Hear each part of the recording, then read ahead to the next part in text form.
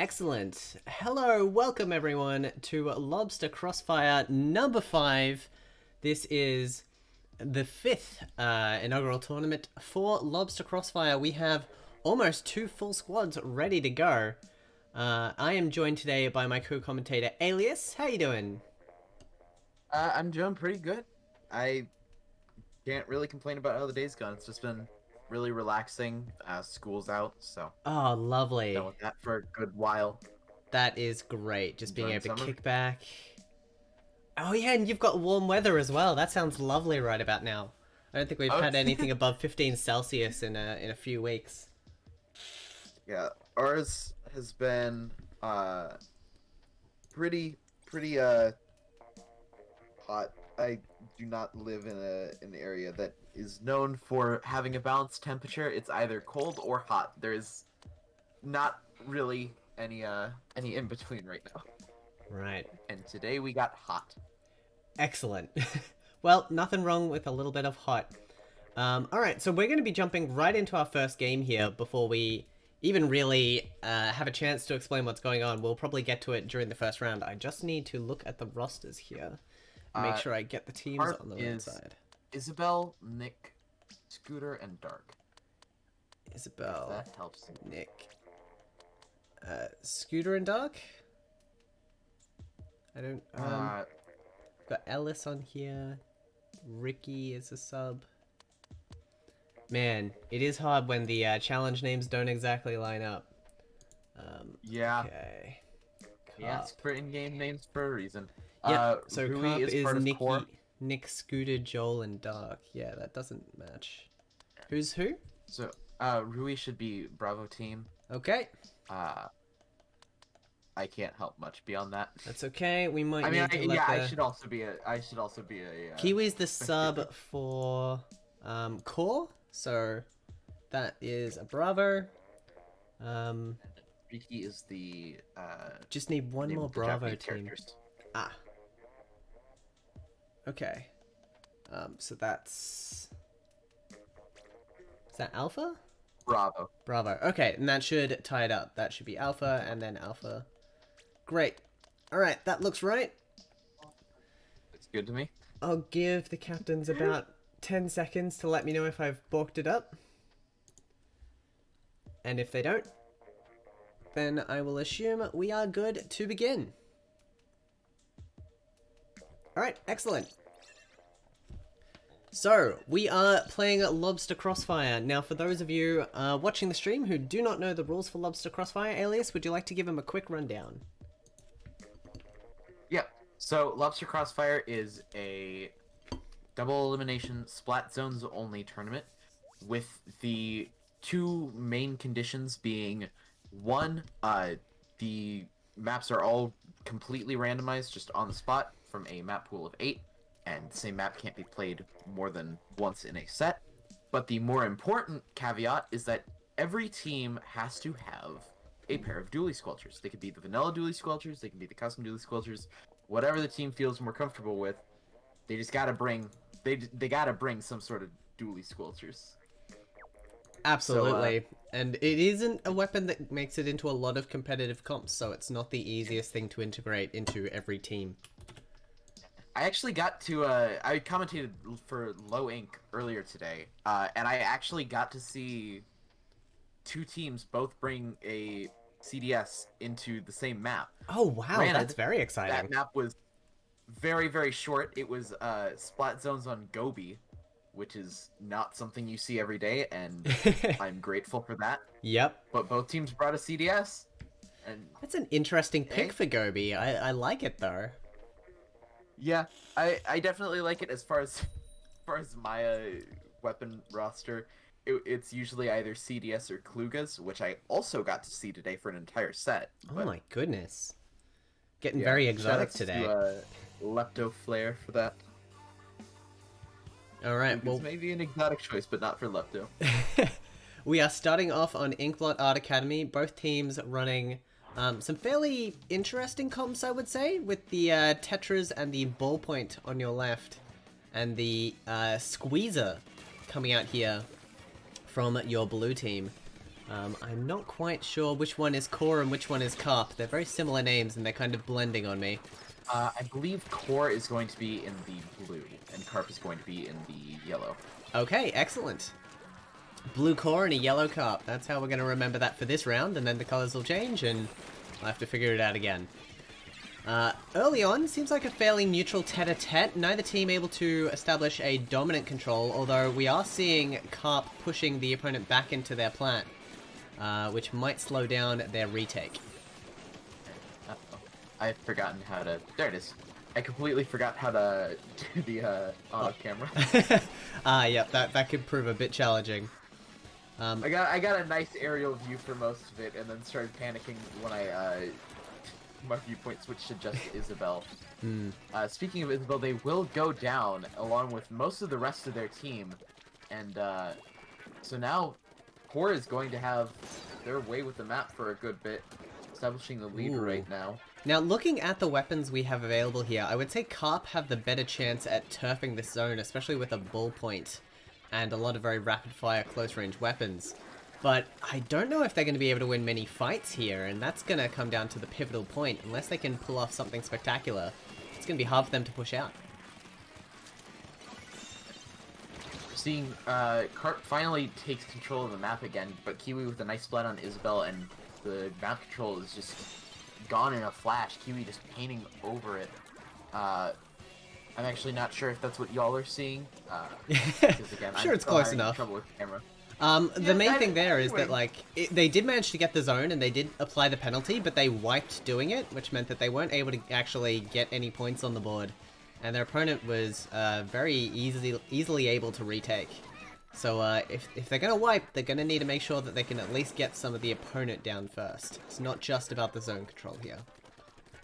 Yeah, we see I see Nick finding one, trying to get out of here. Unfortunately, they will get splatted, as well as giving up their teammate who try to jump in. Core looking like they're going to go ahead and find the lead. Kiwi trading with one of the members of Carp, and Core will take game 1. Yeah, I think it was just a very dominant performance in combat there. We saw a lot of weapons being utilized quite well. E-Leader was able to play quite aggressively because they were covered well by their team, and that just really broke through Carp's offensive line.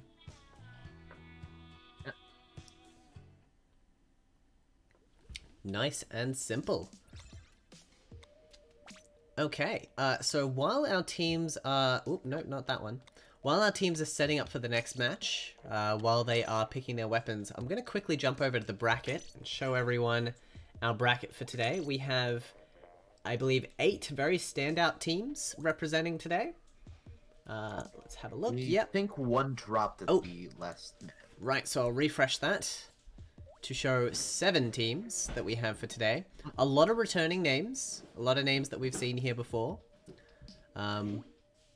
Including, I believe this is, I'm starting to recognize this, I believe it's a whole lot of hey-ho, or what's in a hey-ho? One of the two. I'm confusing a whole lot of rage and mixing it. I think that's that team.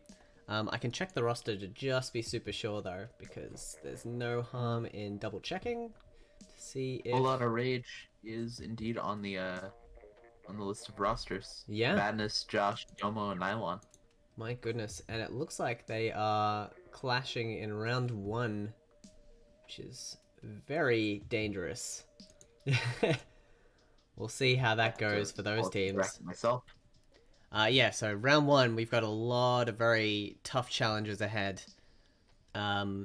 Jelly Squids and the Choose Noons? Choose No One, I bet. Oh, Choose No Ones, of course. I just thought it was a funny sounding thing, like the Choose Noons. Oh, good. That's me. That makes sense. And Contents of Shy Guy, yeah, so... the Chosen Ones. So that they do have Suryu on their team again. So that is the team that we're anticipating to do well in this tournament. They always do. And, I mean, they're up against Madness round 1. That is going to be... a whole lot of rage, rather. So that is going to be a tough competition. And one of those teams is going to be wrecking the losers bracket sooner rather than later. Yep. Okay, a minor comp change here. We have a Neo Splash coming out here for, I believe that's Core? You'd have to give me a sec. They've got the E-Leader, so I'm going to go ahead and assume that, yeah, that is probably Core. Yeah. I think you're fine to say either way because I think both teams switching up to bring that Neo Splash-O-Matic in. I don't. Oh yeah, that's true. Last round. So either way, hedging your bets right there. Hey, nailed it. I think Core brought one too. I mean, a Neo Splash makes sense for this map, especially with the odd verticality of it all. You can really dive on your opponent and gain height quickly, I suppose is what I'm trying to say. That being said, we're not seeing Carp able to really make a splash here, despite the splashdown going off. They're trying to contest that zone, but without getting picks on the opposing team, I don't know if that's going to be a fruitless endeavor. Tetras do jump in, but 3 go down on Carp. I think this one's done and dusted. Yeah, Caden finding a couple of nice picks to just really close that out.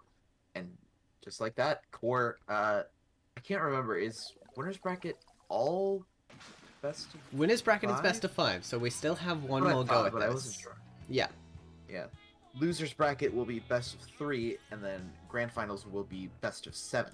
Yeah. So, looking at the splats there, it is not hard to see why that match went the way it did, though. My goodness. Yeah. Like, Core was just, like, really prepared for that map. It's sort of an interesting one if you're not used to it. It's not the most common one in tournament settings, but Core just did a really good job of handling it, as we do see one of the players has left the lobby. I believe that is on the side of Carp. Maybe a substitution, maybe an internet issue. I actually didn't check to see if they'd had a disconnect, but I don't recognize that name, so I'm gonna guess that that's a substitution. They've been playing the last 2 games. I distinctly remember, like, how can you forget a name like Sussy Baka? I clearly did. That's the thing. Yeah, no, you're right. They were absolutely there. How did I miss a name like that? Jeez. I Okay, was well. just trying to go as long as possible without bringing it up. I And brought it to the forefront. That is my mistake. yeah, That's it's all okay. good. Look, there are They, worse they, names. they brought it upon us by exiting the lobby for whatever reason. Yeah, absolutely. You're gonna see game 3 on Anchovy Games. Another just one thing I really like about this map list is it just has a lot of very different styles of map, including some that you don't see that often, like what we just saw on Muscle Forge Fitness or Manta Maria, which is a very interesting two-zone map, which there aren't a lot of those. Piranha Pit being the main one as far as two zones go, but I like the variety that we see here. Absolutely. I'm curious to see how they're going to approach this match on Anchovy Games. I do appreciate some of the exclusions, though. Yes. Like, thank goodness there's no walleye on this map list. God, could you imagine if Camp Triggerfish was like one of the random map choices? I mean, I like Camp Triggerfish, but for very different reasons than I like watching people play Splatoon. Yeah, that's very, very fair. Actually, it'd be a good Either map way- for dually squelches now I think about it, but we'll come back to that later. In the meantime, Yeah. we have a few weapon changes on the lineup here as well. We have a Nautilus coming out for Carp, clearly sensing the need for change and making that happen, and already it's doing work for them. Yeah, that's good old Sussy Baka themselves on the Nautilus. Just putting in some good work, being able to play up. They don't have like a traditional backline, so the Nautilus as a midline is sort of filling that role while also being able to get some good painting down. Meanwhile, on the other side, we're going to be seeing the foil squeezer yet again. I believe we saw it last round, but I don't think we brought it up. I think it was in the first round, but not the second. No, you're right, because they had the. I remember seeing the bubbles. I just couldn't remember which one it was. Right. And the E-leader coming back out. Yeah, you bring up a good point in chat. People don't like Triggerfish, despite it being good for dually scorches, so... Yep, makes sense. That's why it's not on the map list. Understood. I don't think any further explanations need there. Oh, wow, look at that! Carp pushing back with an aggressive, explosive force. Able to apply a hefty penalty just in the nick of time and not lose their players in the process. The Nautilus seems to be a very good balancing strategy for their current comp. Yeah, and I do like how aggressive the special game is, especially since you do have the splashdown with the Tetras. It might just be a little bit hard to find picks if you have to use the splashdown and armor for two of your specials. But I do like having the Inkjet there just to act as more of an aggressive special. We saw that Carp had some trouble finding the kills earlier. I know you brought that up. I think it was round 1, and definitely again round 2, where they just got severely out-splatted. So having that more aggressive special in the Inkjet with the Nautilus is going to be... It's going to make things a little bit easier. Absolutely. You see them work through their penalty, but not able to add any more points on. Rui on this perch right there, going to fall off and might just get splatted for it, but Isabel won't be able to find it in the 2v1 situation. I will say Carp definitely had the right strategy there. They even had sharking set up, but I don't know if their communication quite covered the timing gap that they needed. Because of that, they did end up losing control sooner than they would have liked. However, with only 2 minutes left, honestly, they can afford a few minor things like that to not go their way. They're set up quite nicely. They've got a lot of players out here. They've got a lot of special ready to go to defend. I think Carp might be able to take this one. Yeah, I appreciate Caden just sort of standing there. Yeah. Not sure why. I mean, They're there just- were they're no, just like, vibing, you know? their players weren't in position. They had missiles, but they didn't want to blow them. Yep. And, like, maybe they just recognized that they were much better suited to just wait for their team to catch up. I would argue it worked in their favor. They've taken out the entire enemy team. It definitely did. It was a good show of, like, I joke about it, but it really was a good show of, like, being patient and knowing when to push up with your team. Absolutely. It's funny to see players doing nothing, but doing nothing is honestly not a bad idea sometimes, especially when you've already got your special. Like, you leave that other area to cover for your team to build their special. and just wait for them to respawn. It's not a bad idea. It's certainly working in their favor. Ooh, splashdown over the zone was cancelled. That was Carp's Hail Mary, and it did not go through. And despite a very good hold early on, Core are going to be able to push back and take this one 3-0.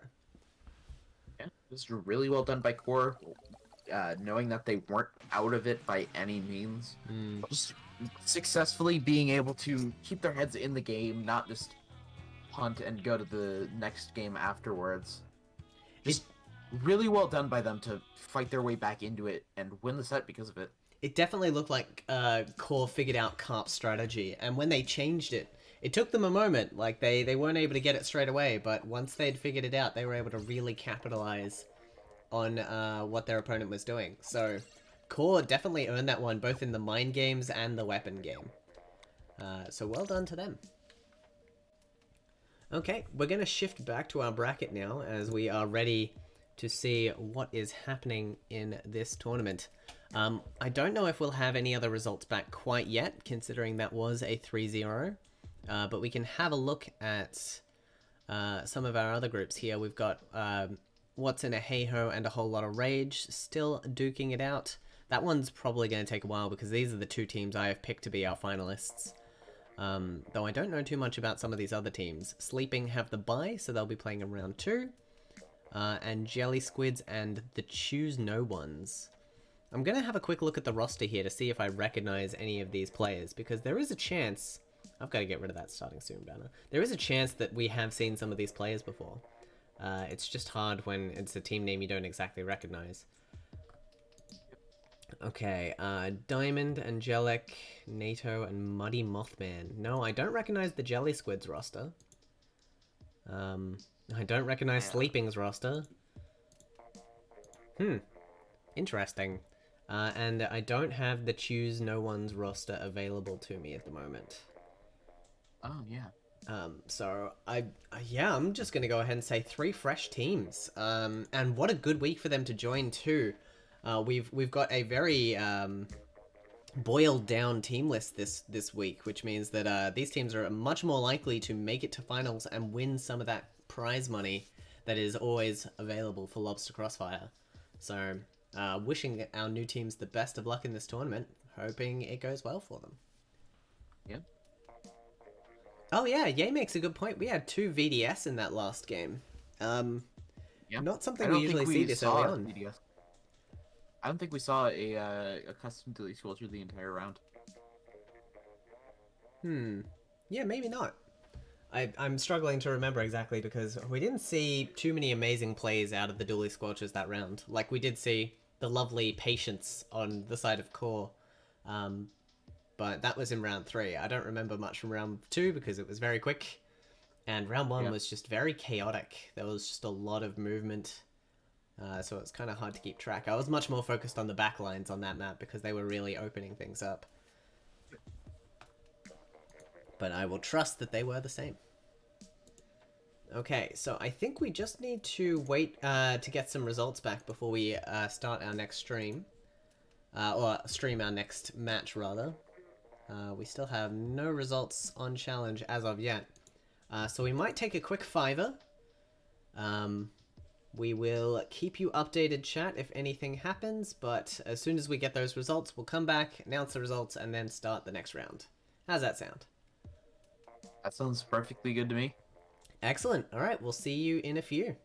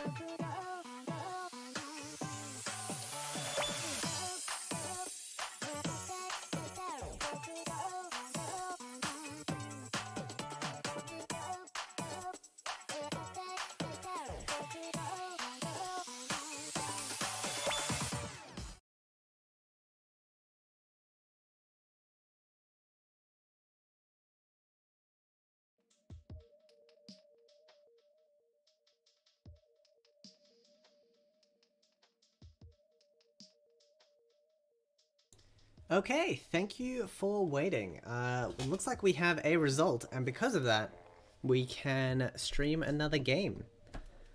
We are just waiting to get that organized and squared away, but in the meantime, I will show you the bracket.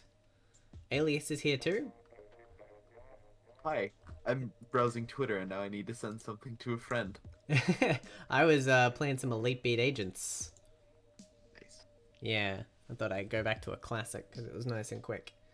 Alright, let's jump back to our standings and have a look at what we have. I'm going to pause the music as well. Alright, so, it was a full 5-game set. As I predicted, this was very close. But we have What's in a Hey-Ho managing to just eke out over a whole lot of rage in a 3-2. So, again, Wow. currently expecting to see those teams in the finals.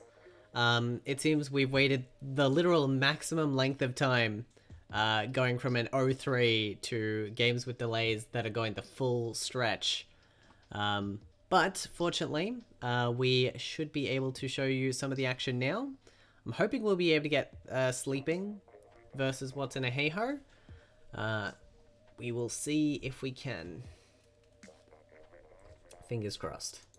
I'm sure Sleeping are very keen to get underway. And we actually are going to see both teams popping in, I believe, if the Discord chat is any indication. Excellent. That is a good thing. I do love seeing because this is an international tournament, I do love seeing all of this here. Yeah, I can add them as a friend. Alright, one sec, I need to send out a friend request. Do love seeing language barriers being broken down so that everyone can play a game together. It's nice.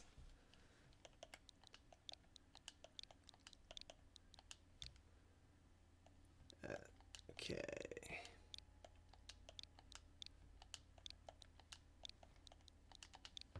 Friend request sent.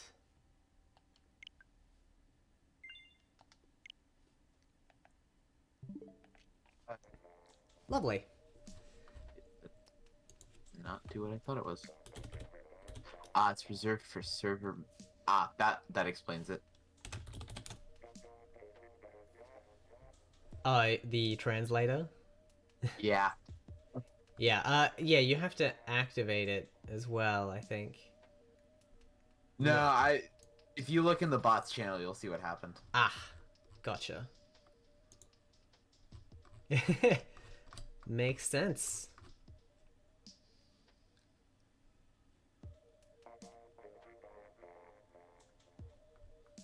Very cool, very cool. What a cool bot. Excellent. I wonder how good the translation is. Ooh, chat, I'm sorry you've been looking at just a zoomed in version of the lobby screen. That's not what you want to be looking at. Not at all. Probably not. There we go. So the Twitch is telling me that I should probably hydrate. You I know absolutely it's saying that should. I should purchase a hydrate, but I don't know. I mean, they're pretty cheap. Yeah, but that's well over half of my points on this channel. Oh, wow. You do not watch me often. That's Yeah. alright. Look, I'll do one for you. How about that? There we go. That's a hydrate. Gotta keep hydrated. Very important. Yep. Awesome stuff. Okay. Cool. So I think we've already got our first player in here. That's very good.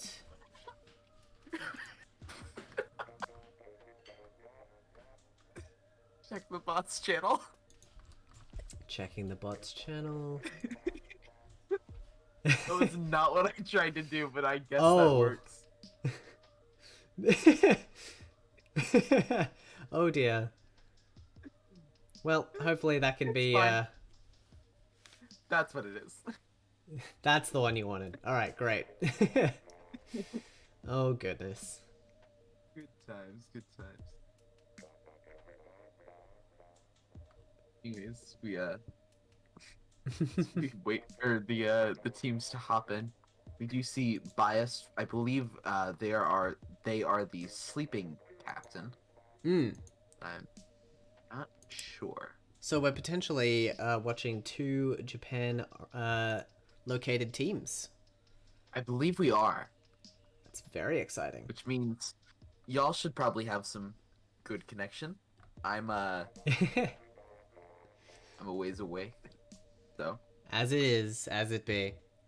yeah, I mean, one thing we'll definitely see here is the difference in comps from our Carp and Core match. Likely to see some very different yeah, games here. very true.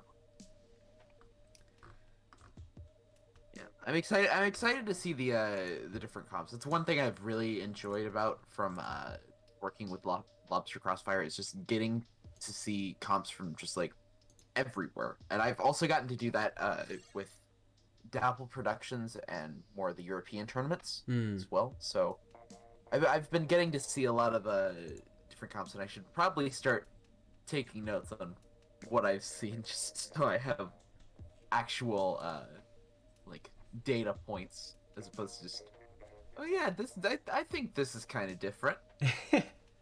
Hmm. I mean, I think there's a lot of data online nowadays where you can look all these things up.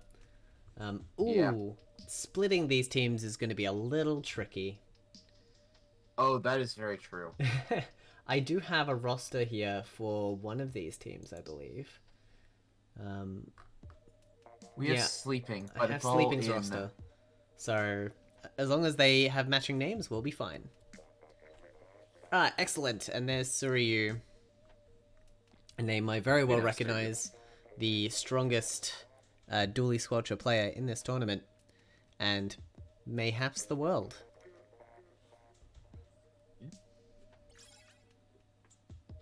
Definitely up there, given with how not as prevalent the dually squelchers are nowadays, Mm. which is unfortunate. Well, we've seen amazing stuff from their team as a whole as well. They really know how to work with and around each other as a team. So, I expect Watanaheho to come through this with blazing strategy, especially because they've just gotten ramped up on a full 5 rounds. Their opponent has been sitting here just twiddling their thumbs, waiting, maybe practicing. But yeah, they're probably not going into this as hot as their opponent, so hopefully they can rev up the engine quite quickly and get the match underway for them. Fortunately, the names do not match, They do not. so They do not match. That's okay. I recognize 3 of these players from one of the teams, so hopefully we can put it all together. Worst case scenario, we will have to just ask some questions. Yep. Alright. So, gonna pull up the rosters. Switch over to the gameplay tab so everyone can see the challenge that is before us. Yep. Alright. So we have Bias come into the room first. They get Alpha. I recognize these names. I'm gonna just go on a limb and say that it's this.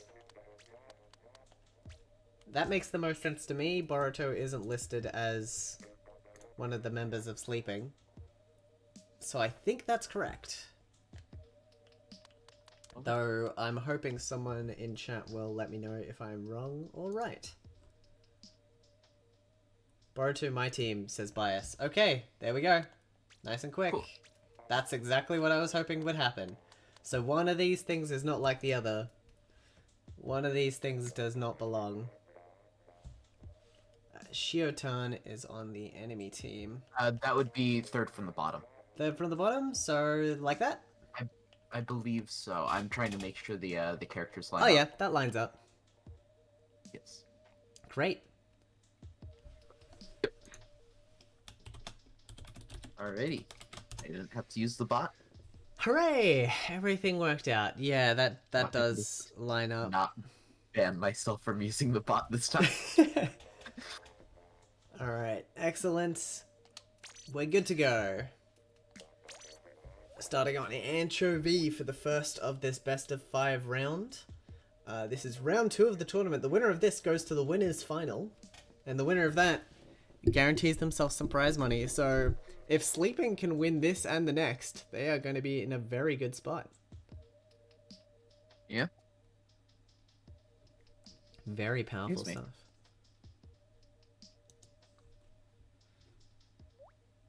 Yeah, both these teams, hopefully very strong. We know for a fact that Heiho is definitely one of the teams to watch going into this. But I'm excited to see how Sleeping does as well, especially since they were, I suppose it was like random seeding, so the seed isn't necessarily indicative of their strength, but Absolutely not. I trust that they're going to do well. Yeah, I mean, I have no doubts that we're going to see some fight here. I don't, like, Heiho are just so tactically strong that they can usually pick up what their opponent is putting down and within 2 minutes have their opponent figured out. So we'll probably see some very early tete-a-tete in the middle. A lot of people using their range to keep the opponent back, but once that 2 minutes is up, I reckon we're going to see the battlefield change dramatically. Either way, we're going to be seeing Anchovy games yet again.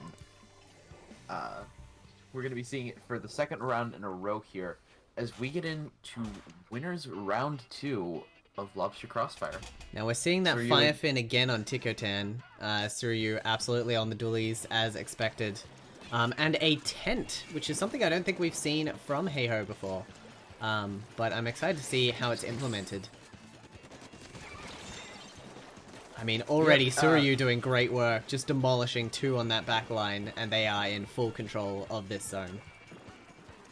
Yeah, another player finding a pick on one of the members of Sleeping, and Suryu is so far up in Sleeping's base right now. Bias eventually going to find the kill and start pushing out a little bit, but it's still, it's hard because Sleeping has this player count advantage, but they are so far behind in position, it's almost like that advantage is completely nullified. The Firefin does go down on the side of Heiho, so Sleeping will be able to get some picks down into base, but Suryu driving Bias away as this tent is gonna make things a little bit hard for Bias right there. I was gonna say, like, we know that Heiho know how to play splat zones. They get the zone and then they keep their opponent as far away from it as humanly possible. And while they have just conceded the zone, they've got such a good score. And already we're seeing the tent doing incredible work in controlling the entire plat of the opponent, really disrupting their positioning. And already they're just working through their their time. The tent just, It's just, I don't even know how to describe that. I don't know how to Following disrupt their own this. projectile. What do you do against this? They're just like hanging back, throwing tents in the way, and making sure no one is safe. Like, what? I don't know what you do about this. Now with this hurling bomb launcher coming out, it's just making it really hard for Sleeping to get anywhere on the map right now. As Heiho just working through this penalty time, eventually going to lose the zone after a good while as their NZAP goes down. As we see this Carbon Deco coming out on the side of Sleeping, just pushing up a little bit, but nowhere near as far as we saw Heiho push up.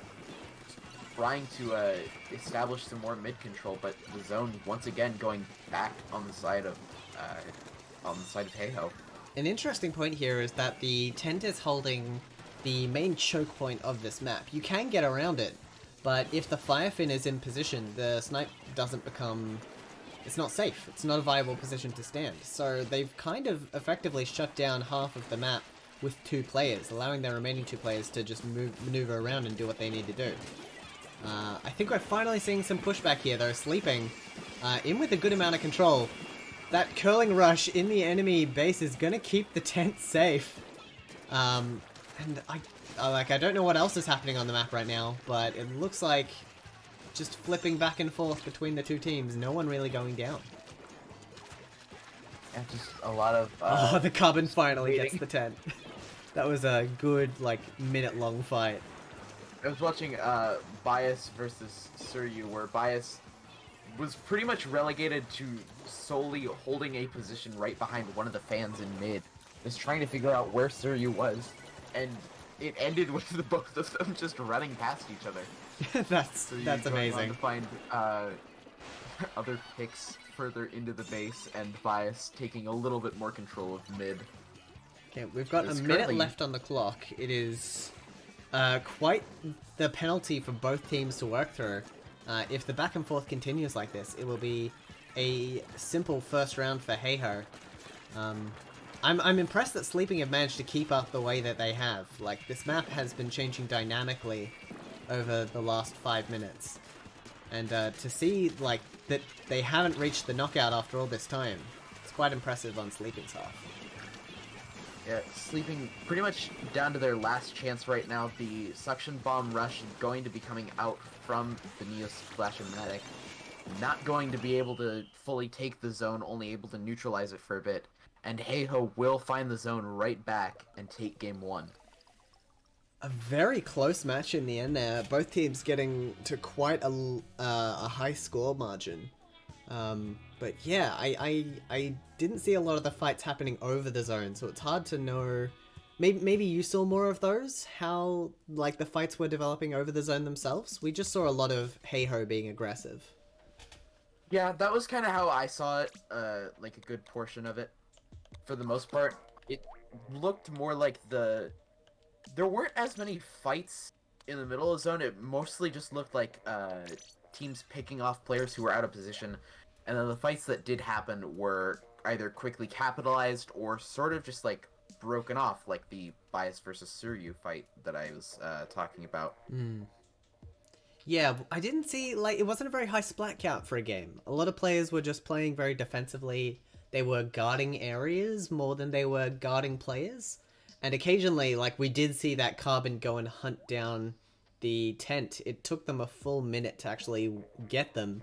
And during that time, the clock was mostly in favor of Heiho. So I think the key here is going to be holding the zone while distracting your opponent. It's not... Neither of these teams seem keen to get a full wipe. Like, sure, they'd like it, but I think with how they're playing, it's going to come down to having the zone and then running distraction, and not being distracted when you don't have it. Yep. And this map, specifically, Manta Maria, is going to be very interesting just because of the two zones sort of almost being their own, like, built-in distraction.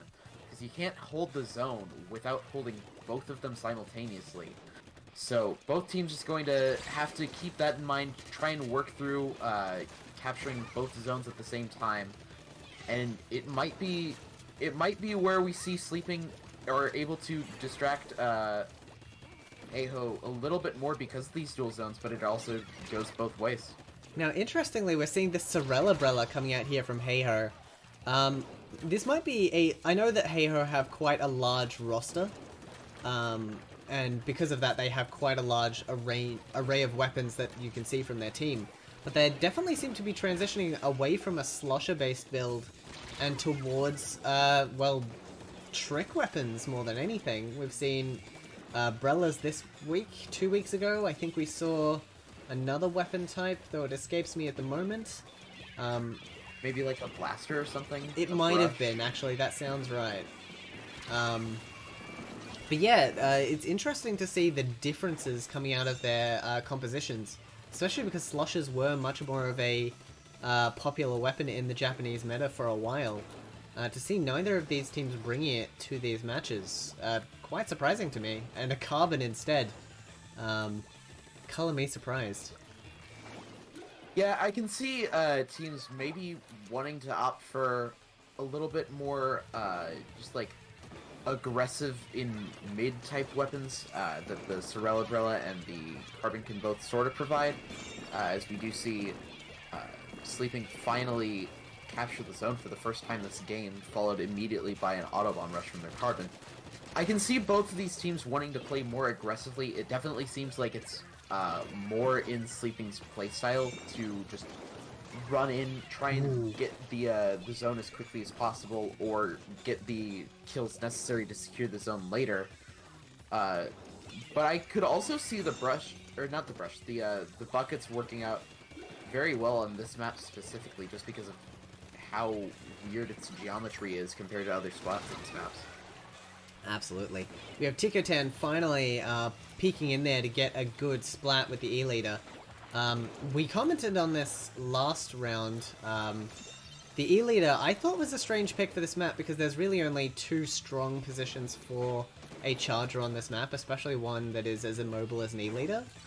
And I wonder if Sleeping are going to be able to use that to their advantage. If they apply enough pressure onto Ticotan like they are here, they're going to be able to keep them down and out a lot more often than I'm sure Heiho would like.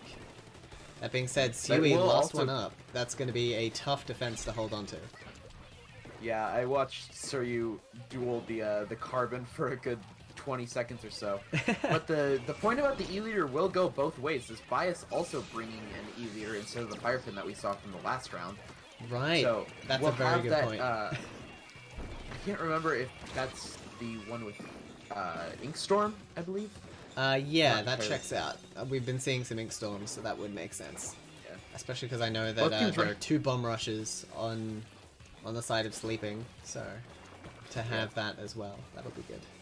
Oh wait, no, the custom dually squashes. Oh yeah, that's double ink storm. Yeah, okay, yep, checks out. I was gonna say both teams bringing ink storm times 2. We're gonna be seeing just a lot of ink storm. Ooh, Sleeping Bias has sneakily managed to claw their way back into this. They're only down by 3 points right now. Yeah, they did have a mine on the zone, which was a nice precaution, but unfortunately losing all their players there. So close to taking the lead, but not quite able. Man, Sleeping really could have had this. That was really smart by the Cerebrella, using the... They just stood in place against the wall and used the camera to sort of peek over that. I've never seen that before in Splatoon. And they immediately got punished for it by the Carbon, because Carbons will do Carbon things, but there was just really, that was just a really good heads-up play that I haven't seen before.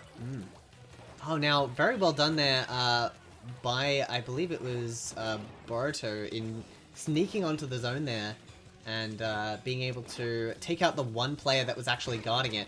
We're seeing Heiho get very aggressive and in the face of the enemy, so if we could see Sleeping sneak past, they might be able to put a stop to the points that are just ticking away.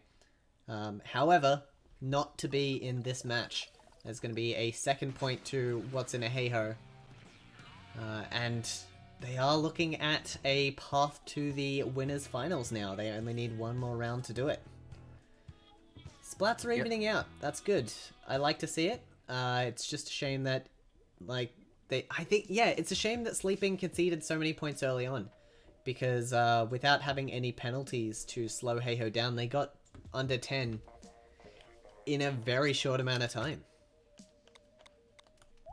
Yeah, Sleeping's still looking very strong throughout both games, especially in the last few minutes of this last one. And now we're going to be seeing Waku World, which, again, it's another one where I could see going both ways. I do think the zone being a little bit more inaccessible might benefit the teams that can hold on to it better. And based off of what we've seen so far, Heiho has looked very, very strong when they're pushing up into their opponent's base, which is something that Waku World just really allows you to do. So it's going to be very crucial that Sleeping gets off to the strong start that we haven't seen them have so far this set. Absolutely. And yeah, I like the weapons they're running, and with a map that allows for more flanking opportunities, I think the Carbon could really come into its own here. If they're able to, they got a few really nice surprise splats on Heiho in that last map, but a lot of them were over ledges and didn't really allow them to follow up after the splat, whereas this map has a lot more opportunities for flanking, a lot more opportunities for surprises, and to shut down an enemy offensive. So hopefully Sleeping can capitalize on that. the way we're gonna have to see as we get into game 3 of this set. Sleeping need this game in order to stay in the winner's bracket.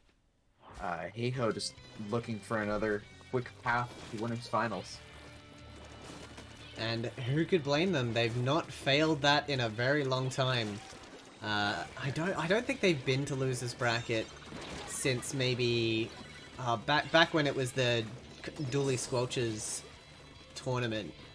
Like, they certainly haven't failed to make it through winners bracket as long as they've been in Lobster Crossfire. So they're a tough team to go up against, but already we're seeing 2 members down on Sleeping. Heiho very aggressively positioned. Suryu is on the enemy elbow there. Wow, like what good positioning. They're ready to just dive on someone the moment they push past.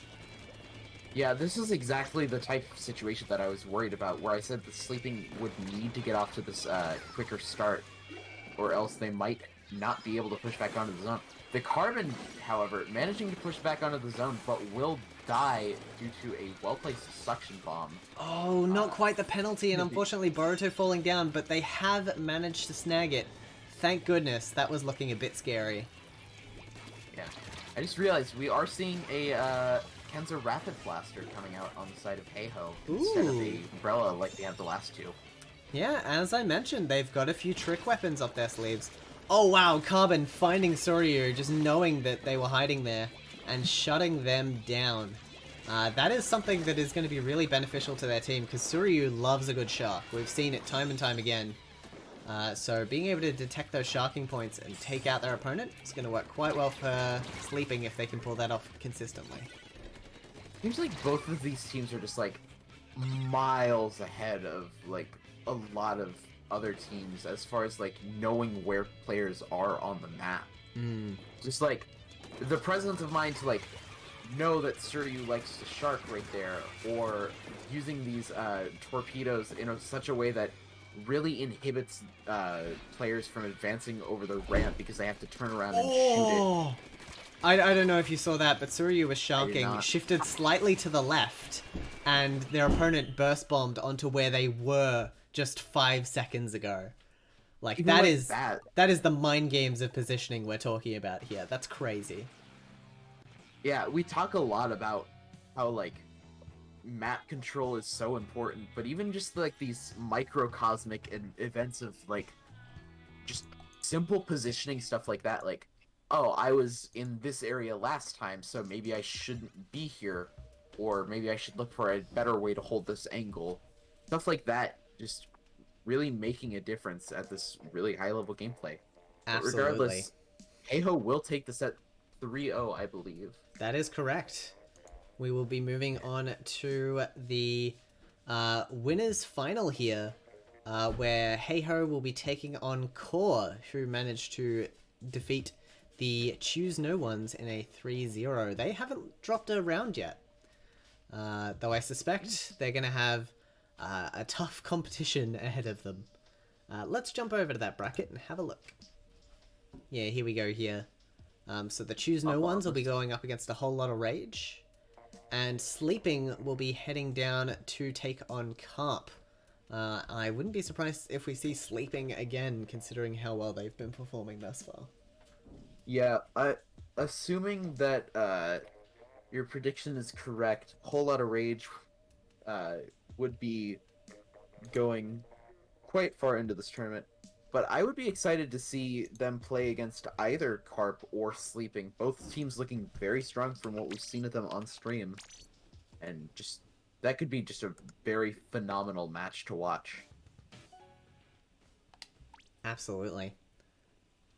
Well, we will be moving forward to winners final, as I mentioned.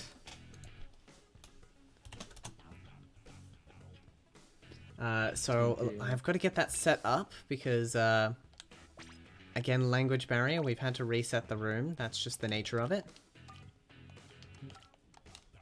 Keep the same password, so that's nice and easy.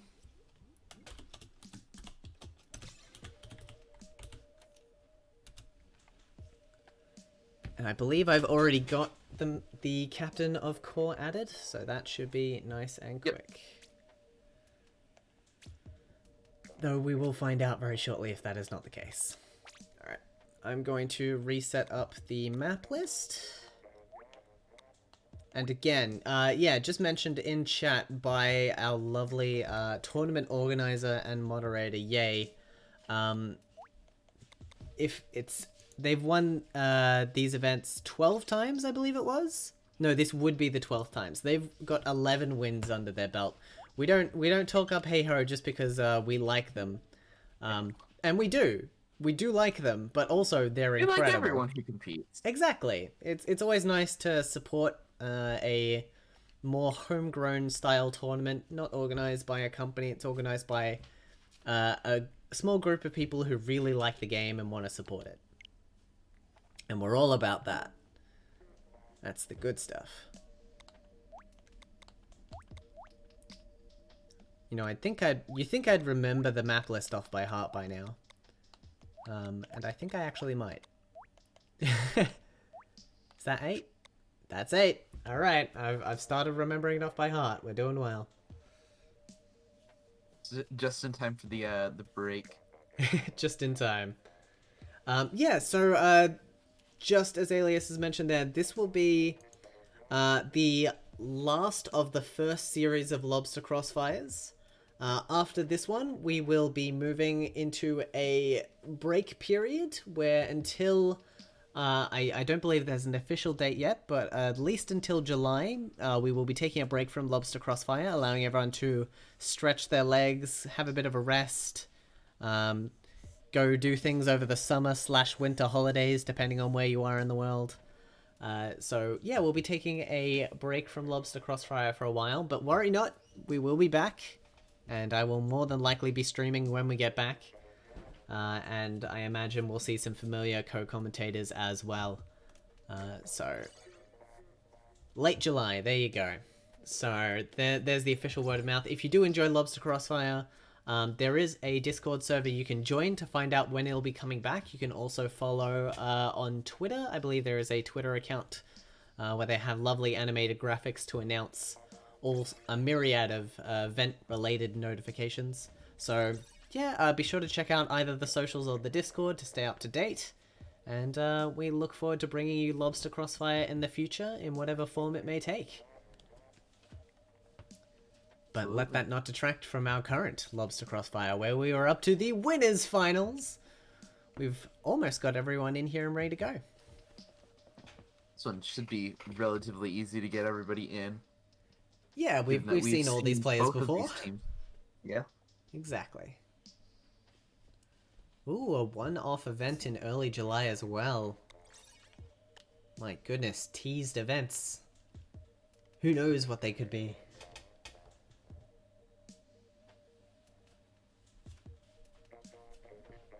I mean, I know someone who knows what they could be, but I think they're going to remain a secret for now.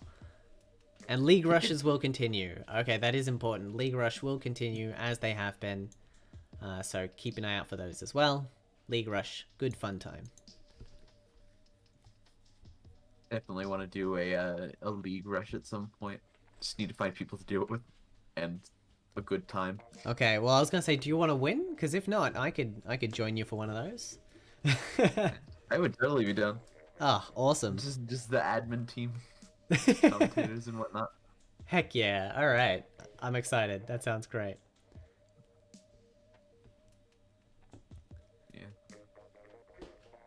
Alright, so we're just waiting on one more player before we get started with our winners final here. Not the best time, AU. That's, you know what, that's fine. I'm willing to, if it's a weekend for me, I can stay up late. That's fine. One of the teammates on the team that I play with sometimes is actually from Australia as well. There you go. I'm used to doing stuff like that. I will keep an eye out. It has been a while since I've played Splatoon competitively. I've been taking a bit of a break. Oh yeah, same. Ever since Monster Hunter came out. And various other games I've been wanting to get to. But yeah, I'm very, very excited to get back into it. either sometime this year when it strikes me, or sometime next year when Splatoon 3 might be a thing. Very exciting.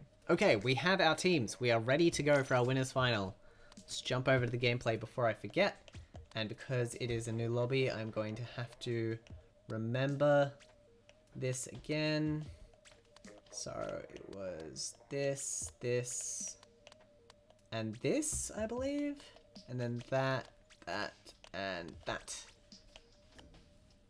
That looks right to me. I think that's correct.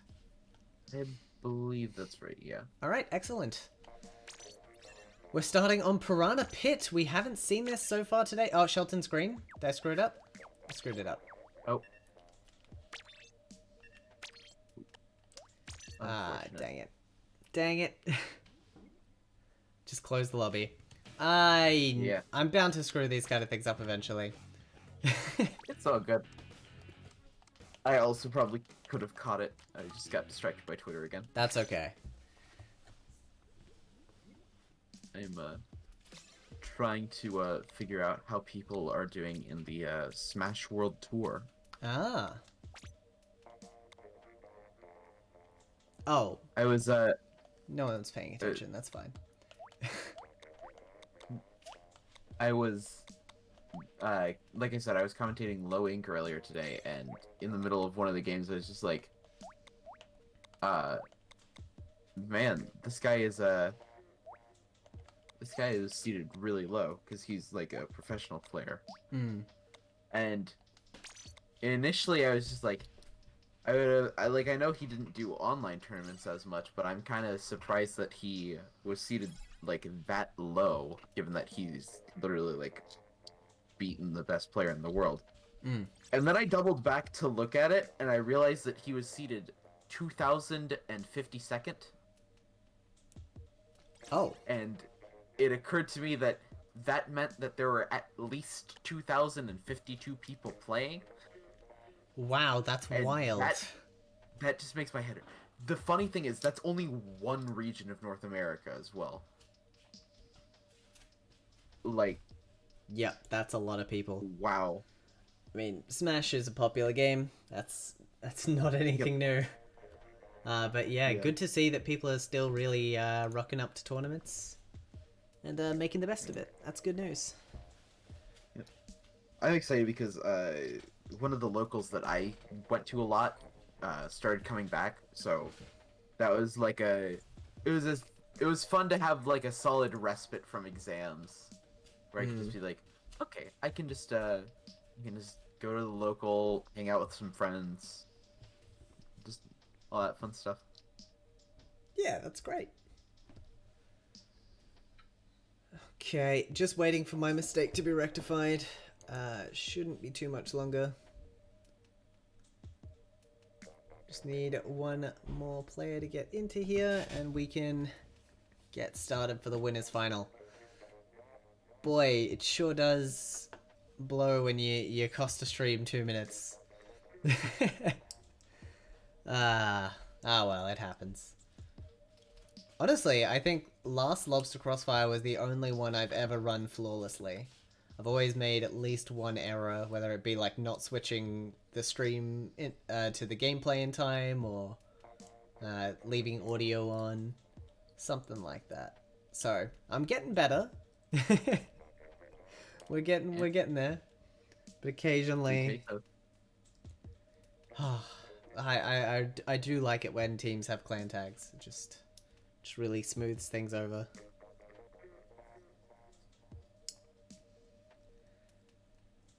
Alright. Hopefully this last player... There we go. Excellent. Alright. So. That one there. Shelton is with... Is that right? I'm doubting myself now. I'm gonna go to the rosters channel. Yeah, because we've got Caden, Ellis, Kai, and Ricky, although the sub is marked. And Rui is the captain. Okay. I think that's right. But now I think it is too. You know what? We're going to wait for Ye in the chat because Ye knows what we're doing. Alright. We have received confirmation that is good. Okay, great. Excellent. Love it. Wonderful. I'm going to click the button right now. It's done. It means that we haven't seen Shelton yet. Yeah. I mean, like, as mentioned, Heyo have a lot of members. They definitely have a large roster, and they like to cycle them all out because they're all very good players. So, that is going to trip me up every now and again. Oops. Oh, good. My thing is that they're subbing in for the player who used Brella's last set. Ah. Yeah, so that is usually their subbed player. Tikotan is a mainstay on the Charger, Suryu on the Dually Squelches, and Sui usually picks up some like fast-firing short range. So Yeah. that last spot is really their flex spot. And we're going to see that in action right now. Oh, I see. Cool. Doing well. Shelton was the other name I almost put on the wrong team. There we go. Great. Excellent. Just to keep things nice and confusing. Let's check out these rosters. Okay, so... pretty standard sets. They're already into a fight here. We have Shelton picking up... So it is the same player. They've just changed their name to keep it uniform. And because they did that, I then got confused. That's great. Yep. No, that makes sense. That's on me. They changed it and I screwed it up. But they are continuing their Brellas. So they've got the Kensa undercover there, which is going to allow them to provide a lot more turf cover and a bit of defense. Which on a map as hectic as this... Suryu's position right there. I didn't see it. Where were they? Right between two charger shots. Wow, that is incredible. Like, sharking, of course. Yes. As Suryu does. As Suryu does indeed. In the ink.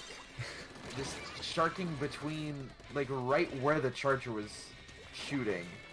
And just staying there. Like, not moving at all. Now, we've seen Core put up a good initial defense here, but Heiho have finally cleared through it and allowed themselves to get good map control here. Tikotan in a wonderful position to pick off some players. Meanwhile, Rui just searching for Suryu. They know they're there somewhere. And they're trying as much to cover up everywhere so that they can get rid of him. Ah, Suryu the shark. Terrifying. Yeah. Again, we are going to be seeing the vanilla dually squelchers coming out on the side of Core, so the point sensor will be able to mitigate the sharking at least a little bit. But Suryu's still managing to find ways as Heiho is just continuing to hold on to this these zones, just pushing Core further and further back. A nice pick from the E-leader there, and a second! That is definitely going to open up an opportunity for them to get neutral on zone and potentially capture, which is good because Core spent 2 of their specials earlier and they weren't able to get a penalty out of it. This time, though, I think they might be in with a chance to do that. Yeah. Fortunately, the zone... Yeah. Ooh. Yeah, just in time. Unfortunately, the zone's not quite getting neutralized yet, but just as I said that they did. Yeah. They are able to recapture the zones after the initial take. Yeah, so, very scary stuff there. We, like, almost had Core missing out on their opportunity for a penalty entirely, with the E-leader getting jumped on by the Kent Umbrella. However, now they do have some time to work with. Core just need to re-establish that position and just try and keep Heiho away. Heiho just diving on their opposition and really stopping them from being able to get around. Yeah, and it seems like this double armor comp that they're running is really benefiting them as far as this goes. Just everything about the Kenzo Undercover Umbrella kit just seems absolutely perfect for what Shelton wants to do as far as, like, working with the team. We saw them throwing a lot of torpedoes out during the last set that we watched on Waku World. We saw them playing Brillas. It comes under cover Brilla. It's right in the name. Mhm. And then this double armor comp just working out very well. You don't normally see armor, like, you don't normally think of armor as like, ah yes, this is an aggressive special. But the support that it's able to provide for people like Suryu to just rush in and go wild without having to worry as much about just taking damage from random sources is just really benefiting Heiho's playstyle. 100%. Especially since they can keep alternating between the Ken's Undercover and the N-Zap as far as sources of armor Ooh, go. Ink Mine Splat. That's fun. That doesn't happen often. We are seeing that E-Leader, and like the tactics that we're seeing from Core are very interesting. They know how to control these zones quite effectively without having map control. We're seeing time and time again they're able to take their zone back without having to put too many players on it. And being able to take out Suryu there. I mean, Rui is doing a great job in opening up the map for their team here. And allowing the VDS to really get some mileage. So if they can continue to stall out their opponent like this, they've got a long penalty and point score to get through in a very short amount of time. But I still wouldn't wager it as impossible, especially if they can keep trading back and forth like this. Yeah, definitely working really hard to get in. They are going to take control for at least a little bit, but the squeeze are going to go down because of Suryu. Suryu also finding another one. That should be the zone in It's not flipping! Of... There we go! I was amazed that wasn't flipping. They were trying to wait just to make sure that it was going to end over. I don't know. Well, because they just thrown a bomb on there. I'm guessing they thought it had flipped, so they just jumped around it a bit, and then overtime started, and they realized very quickly they need to just shoot it one additional time. Just one more single dually bullet. I mean, I am glad that the zones are a bit iffy in that regard, because realistically, if you could just flip a zone with a single bomb, that'd be quite strong. But that's like some Black Belly type stuff. Exactly. That's a good reason why Black Belly isn't on this list. Whole lot of Rage reporting that they just won their set 2-0. Yeah, so in the losers bracket, they would be moving quite quickly. I believe they faced off against the Choose No Ones. The Choose and No Ones. Refresh. Okay. I was about to put the link to the bracket in chat, and instead of Control-C, I hit Control-V and put a different URL in there and almost lost it. So thank goodness that didn't happen. Alright, there is the bracket for you there. Yes, the Choose No Ones being taken out of this tournament alongside Jelly Squids. Some very close, close rounds early on leads me to believe that we might have some very close rounds later on as well. We're playing Inkblot Art Academy next between these two teams. This is the winners final here. It is currently 1 point to What's in a Hey-Ho versus the 0 points for Core, but they've managed to get their way to the winners final. They've definitely got some fight in them. It'll be interesting to see if they can turn this one around, especially because like we saw Hey-Ho with such a dominant performance on this map last time. Like it wasn't an instant KO, but they really had the map in their control for the majority. So it'll be interesting to see if Core have the tactics to get around that control. We go into game 2 of this winners finals. So, wait, oh. Hello, Kara. Okay, comps remaining mostly unchanged here. We've got the Neo Splash back in action, but not for very long. And the armor immediately popping for both teams. However, the fight going strongly in favor of Hey-Ho with only 1 player down as opposed to 3. And they know where the last one is. They've taken that down as well. Alright, that is a powerful start for What's in a Hey-Ho. Already gaining complete control over mid and keeping their opponent very cooped up on plant there. Yeah. Looks like Core is just trying to find their moment to get back in. You see the E-leader just trying to get some picks from that angle right there. Not going to find any, and eventually, we're just resorting to rushing in, using the bomb rush from the Neo Splash-O-Matic. Will end up working out in their favor as 3 go down on the side of Heiho. And just like that, Core has firm control of the zone. There you go. It is just that quick.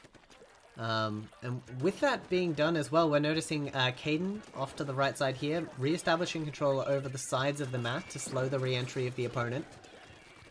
E-leader does go down for Core, and because of that they lose a lot of their external pressure. Unfortunately not able to get quite as many points as they were hoping for, and Caden is being pushed back like crazy. Yeah, this is not exactly a good spot for them to be in. Suryu following right behind, with Shelton also providing a little bit of support. Missile's going to come out, just trying to drive Heiho back a little bit, as Core's finally going to push onto the zone again. Not at too bad of a deficit right now, but they do have to work through this penalty time. Shelton dueling one of the members of Core, and will end up losing it as soon as Core gets him. Some nice team play right there. Suryu also about to find themselves in a bad position, but that clutch snipe from Tikotan will allow Suryu to escape, and I believe that Heiho might take the zone off of that right before Core is able to take the lead. It was very close. Core were definitely fighting back for it, and the moment they lost it, they've all jumped out as well. That was a very clutch defense, and I think the interesting thing we're seeing here is the special combination of the Tenta missiles from the VDS combined with the Ink Storm really allows them to push the opponent away from the zone, and allows them to get a nice clean retake without having to lose any players. If they can pull that off again in the next 20 seconds, we might actually see a lead change, though it's going to be a bit difficult to implement on here. Just like that, we do see all 4 specials coming out. Again, able to force their way onto the zone. Heiho looks a little bit more ready for it this time.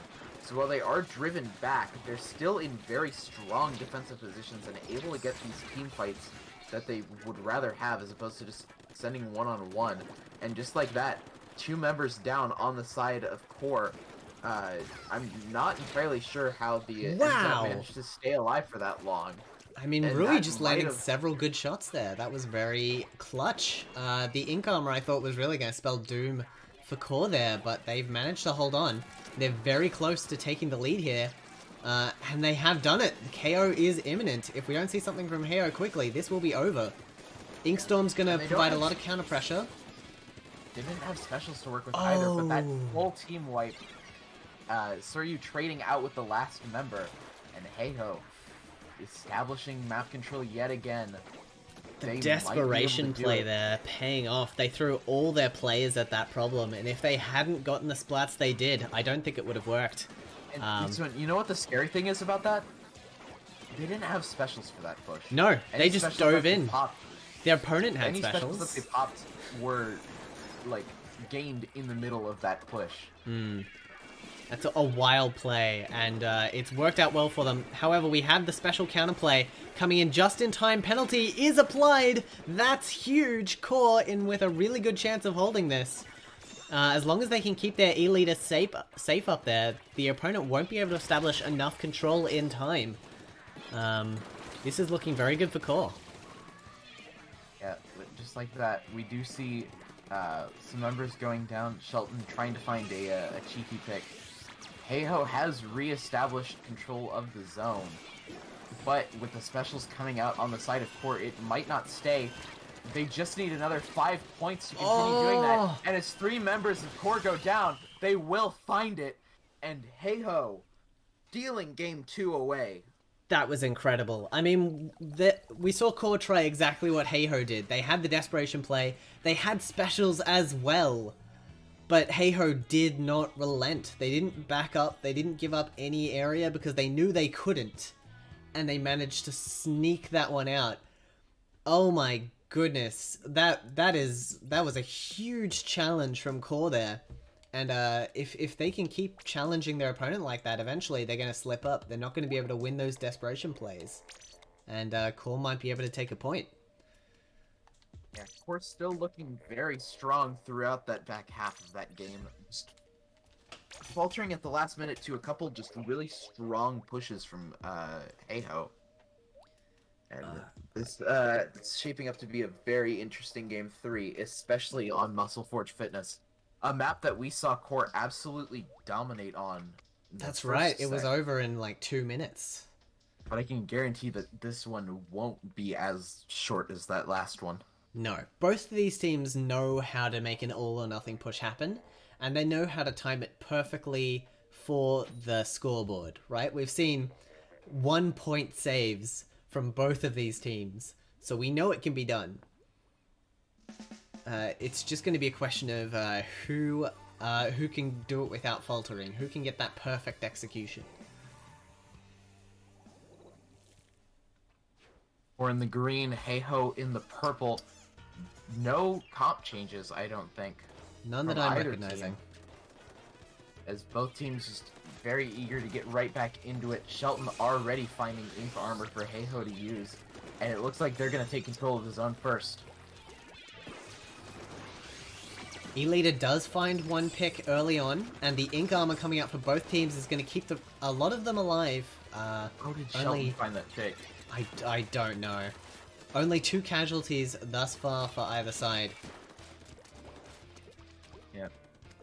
Core does manage to take the lead in the midst of all this. Heiho taking the zone right back. These low penalty timers could make for some very interesting situations later if one team can't hold onto the zone for a good while. Heiho re-establishing the lead, that torpedo just flushing them out really, really well. These torpedo placements from Shelton throughout these last 2 sets that we've seen have just been really, really well placed. Like, they're all in such a position where it would be really inconvenient to shoot them down, but it would be even more inconvenient to not do anything about it. As we finally see Core fight their way back into center, Heiho with only 38 penalty points and 49 points left. Yeah, it's a little scary of a scoreline. However, we are seeing some great movement here from Core. They've taken out 2 for 1 in the bunker. And they're going to be able to push forward here nice and easily and extend their scoreline. We've already got Ellis with the Ink Armor ready to go. So they're going to be able to resist Heiho's push here, which means lead is theirs. The question now is, how long are Heiho going to wait before they make the push of their own? They've got 2 specials ready. Is that enough for them to make the gambit? I think it is. The armor's coming out. The Ink Storm's coming out. They're going for it. Counter Ink Storm's going to apply a lot of counter pressure, but it's not enough. That is cap for Heiho. Yeah, I almost would have liked to see Rui save that Ink Storm as soon as they realized that it wouldn't have been enough. I just think it was a little bit too late for them to do anything about it, as now they have to jump out. And Heiho almost done with this penalty timer, and not really that many players in position to stop it. But just as I say that, Suryu challenged by 2 members of Core and will go down. The Neo Splash-O-Matic finding a very good pick, and Heiho loses control of the zone. Caden hunting for sharks there with the point sensor. Love to see it. From the high position, just point sensoring large chunks of enemy turf. Unfortunately doesn't find anyone, and Heiho pushing back hard and fast. The Inkstorm will only buy Core so much time before they lose the zone here. And now they are looking at a 2-minute remaining time limit. They've got a good score, but they need to keep that player advantage they've had all match so far if they're going to be able to keep Heiho away. Heiho have a numbers advantage. As you can see, Rui being taken out 2v1 there from a distance. And now there is a Kensabrella in the enemy spawn. That is going to be very difficult to deal with. Lead actually flipping to the side of Heiho. Suryu just sharking yet again. Won't find the kill yet, and will actually get team just challenged by what seemed like the entirety of Core. Another clutch Ink Armor making that happen as well, yeah. And oh, yep, go for penalty it. points being about equal could set us up for some very interesting plays if neither team is able to burn their way through all the penalty points. Ink Armor coming out a bit late, unfortunately. They've lost 2 of their players already, and they are being pushed back hard and fast. They really needed to be scoring points right now, and unfortunately they are down to 1 useful member. This is not looking good for Core. They were so close to having this one squared away. But that lead is getting more and more unattainable as that clock ticks down. There's still enough time left for Core to do something, but they need to go quickly.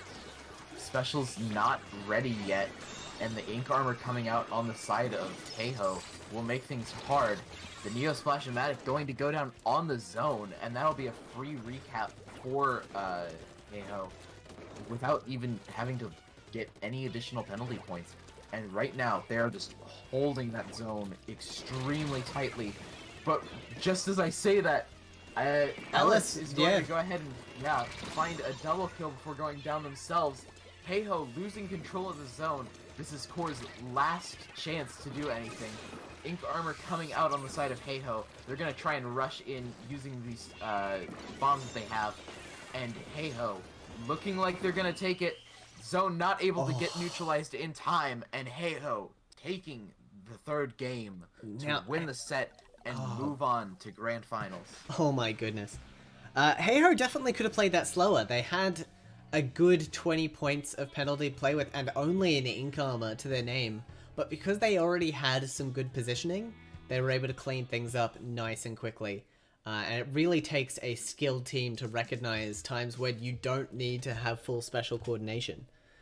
So very well done to them. As always, our defending champions, Watson and Heiho, will be moving on to the grand final from the winner's bracket. A bracket reset under their belt. Can anyone defeat these amazing giants of the Lobster Crossfire? Well, we're going to have to move to loser's bracket to find out. Let's jump over to our standings and have a look at where we are at. Alright, so it looks like a lot of games have already gotten underway. A whole lot of rage against Carp. Oh, Carp taking a 2-0 against Sleeping! Sleeping, who I thought were a really promising team. Being taken out by Carp, who I wasn't so sure about early on, but maybe they've switched strategies and are now up against a whole lot of rage. They just needed to wake up. Yeah, I mean, I'm very impressed. They've taken out a team that I thought was going to be quite the contender for this losers semi. So a whole lot of rage versus Carp, I imagine, is currently underway. We can just check quickly. Oh, we have. It is not. So we can actually bring that to you. And there is a room already up, so let's go check that out real quick. Exciting! So we're going to get to see the losers semi between a whole lot of rage and Carp. Now, which player do I need to join for this? I think this one? I think Madness, probably. Yeah, that makes sense. Alright. And I think, yes, that is Madness with their current name. Players that change their names all the time blows my mind. I, never change my nickname on, anything except for, individual Discord servers. Yeah, I think that's fine, because, you can also click on someone to see what their normal name is on Discord, but for Switch, oh boy, just gets a little bit tricky. One of my friends last night changed their Discord, their Discord tag in general, not just on a specific server, because of an absolutely stupid moment that we had while playing Jackbox. Oh, Jackbox, of course. Yeah, playing Quiplash where you have to actually be funny instead of just saying whatever is so much more fun. 100%. Alright, as Ye is pointing out in the chat, we are moving to the losers bracket now. This is a best of 3 format. These teams do not have many spare chances to throw away here. This is an all or nothing format. You gotta bring your A game if you want to stay in this tournament. Yep. You just need 2 to win. So few to win, so few to lose. Yeah. It's terrifying. Oh. We're just waiting on one player before we get underway. And then after that, we're going to go immediately through to losers final, and then grand final, and then we will be cleaned up and done. We are looking at a maximum of 6 plus best of 7, so that's... 20 games? Yeah, about 20 games. Oh, exactly 20 games. You nailed it. Great work. Or is it 21? It would have to be an odd number. If we went to game 3 for both of the losers Oh, sets, bracket and then reset, game 7 right, for so... both of them. You're right. Yeah, 20. Man, look at you with the quick maths. I'm trying to get it all out of my system before I go off to college next year. Of course, of course. Okay, that's our last player. Let's switch over to gameplay here.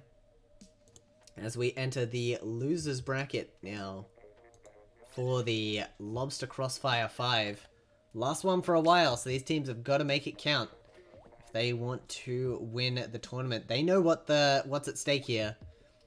Going up against what's in a hey-ho, the defending champions. Honestly, being able to beat them would be such a good prize. Kind of makes the title that much more illustrious. Yeah, and either way, we have a very unique scenario set up where if Carp wins, they have to play a rematch of their round 1 set against Core. Right, and we know how that went. And then if Whole Lotta Rage wins, regardless of what the grand finals would be, it would be a rematch against Heiho, because Whole Lotta Rage played against Heiho in round 1, and that has been so far the only time that anyone has taken a game off of Heiho this tournament, and that's at to game 5. Yeah, So I mean, it's hardly surprising at this point with a Whole Lotta Rage. They're returning rivals almost of what's in a Heiho. We'll get to see their skills on full display here. Yeah, but either way, we are going to get to see these two teams just duking it out yet again. Whole Lotta Rage going up against Carp. I can't tell which one is which color. I can tell you that a Whole Lotta Rage is the purple color on your screen. Okay, and that's Carp what I was is thinking. green. What I was thinking. We're seeing the Nautilus from both teams here, but the Bamboozler is something that has always been a particular sticking point for a Whole Lotta Rage. They don't bring it out every game, but when they do, it pops off 9 times out of 10. Yeah, especially Madness just being such a good Nautilus player, definitely something that I'm used to seeing whenever I watch Whole Lotta Rage play. But right now, we're watching them recap the zone. Yeah, a decent score to start with for Carp. Like, quite an impressive margin for hold early on. However, an early hold is usually overtaken by the second hold. Because second hold is usually something that occurs after several players have gone down. Splashdown is going to put a stop on that one, however, and allow Carp to hold on to their lead, however measly it may be. And we're seeing a lot of the members of a Whole Lotta Rage jumping in behind that lovely wall there. Really allows you to resupply your players on splat zones on this map. Yeah, Matt Nert finding a solid pick before going down, but not enough for Whole Lotta Rage to maintain their hold on the zone. They're going to get driven back on account of the splats coming out on the side of Carp. And Carp, working through the penalty points, it looks like they might be able to advance their lead a little bit more. And they will. Yeah, I think it's interesting that Carp's aggressive strategy and style of play, we didn't see any results out of it against Core, but we're seeing it definitely pay dividends here. As they are meeting the forces of a Whole Lotta Rage head-on in several places, and just denying them a lot of useful positions. I'm very curious as to why Madness is going with the Matt Nert tag. I don't know. I have no idea where that came from, and I'm sure that there's a story behind that I would absolutely love to hear later. But ideally, they'd probably want to win the set first, and then, I don't know, maybe move on to the entire tournament as far as victories go. It checks out. It checks out. But to do that, they're going to have to take control of the zone, which they do, and now just comes the question of, can you hold on to it? Wow, Right the now, the Incomer answer and is Splashdown is no. actually very effective here. They've been able to hold on very strongly through their opponent. Like, they are getting penalties stacked on, but they have the lead already. They don't need to do too much to hold on to this. They just got to keep moving around the zone as they have been. Yeah, Bamboozler's finding a nice couple of picks. Man advantage sort of evening out right now, but the Bamboozler being the only weapon on the field right now to have a special. Not for long though, as Sussy Baka, the return of the infamous username, will go ahead and find the pick on the Bamboozler, sort of working to neutralize the hold on the zone, trying to find some nice picks to mitigate the zone's effect, and popping the Inkjet to further capture the zone. Whole lot of rage, just not being able to hold on to the zone for very long, and that might cost them this game. Yeah, I've got to say, Carp are really using their specials effectively on this map. However, they've finally been caught without a special in their pocket. Whole Lotta Rage have pushed over and only have 20 points between them and the lead. Very achievable in the time remaining. If we don't see some special build from Carp very quickly, I don't know if they're going to be able to hold. Both teams trading a full set of Tentamissiles. Which will apply... No, didn't apply neutral in the end. The Bamboozler able to mitigate a lot of the inking on the zone. That is going to be the lead for a Whole Lot of Rage. While they won't be getting a KO this match, they are looking very primed to take this round out. Yeah, I got distracted by the chat, people trying to figure out who Sussy Baka was. Current hypothesis is that it is Leafy. And then someone commenting that all of the knots have the same drip, so it gets confusing, which I can't really confirm or deny as I don't play Nautilus, but I can confirm that a Whole Lot of Rage will be taking that first game of the set. We have seen a lot of late game turnarounds in these sets that we've been watching. A lot of teams not getting off to an early lead, but managing to usurp the lead as the game continues. And a lot of last second stops as well. These teams are really gunning for this prize. There is no element of anyone giving up here. This is as close as it gets. And now a Whole Lot of Rage just needs one more game win to move on to the losers finals. Absolutely, it is that simple. Losers bracket best of 3 format being as it is incredibly tense. And really keeps these players on their toes. Okay, we're getting some confirmation. Carp is Isabel, Nick, Leafy, and Scooter. Okay. There you go. I mean, I could have figured 2 of those out, but good to have the whole roster unlocked. Excellent. Now, I'm just thinking about the map list. We haven't seen the Reef so far today. Yeah, that's odd. We've seen Muscle Forge, what, 3 times now? More than you normally would, I would say. This is going to be the 3rd time. Not something that I'm used to. Which Absolutely I'm honestly fine with. I think that might be the... Oh, we haven't seen Mako Mart at all either. We're seeing just a lot of repeats. Well, hopefully we'll have some time for it in the final. In the meantime, apparently let's see... the Jelly Squids ran into Reef at least twice, though, so... Okay, there you go. We should have a lot more opportunities to see maps in Grand Finals. Absolutely. Especially if we did see an earlier set go 2-3 with Heiho. I'm getting a weird sense of deja vu right now.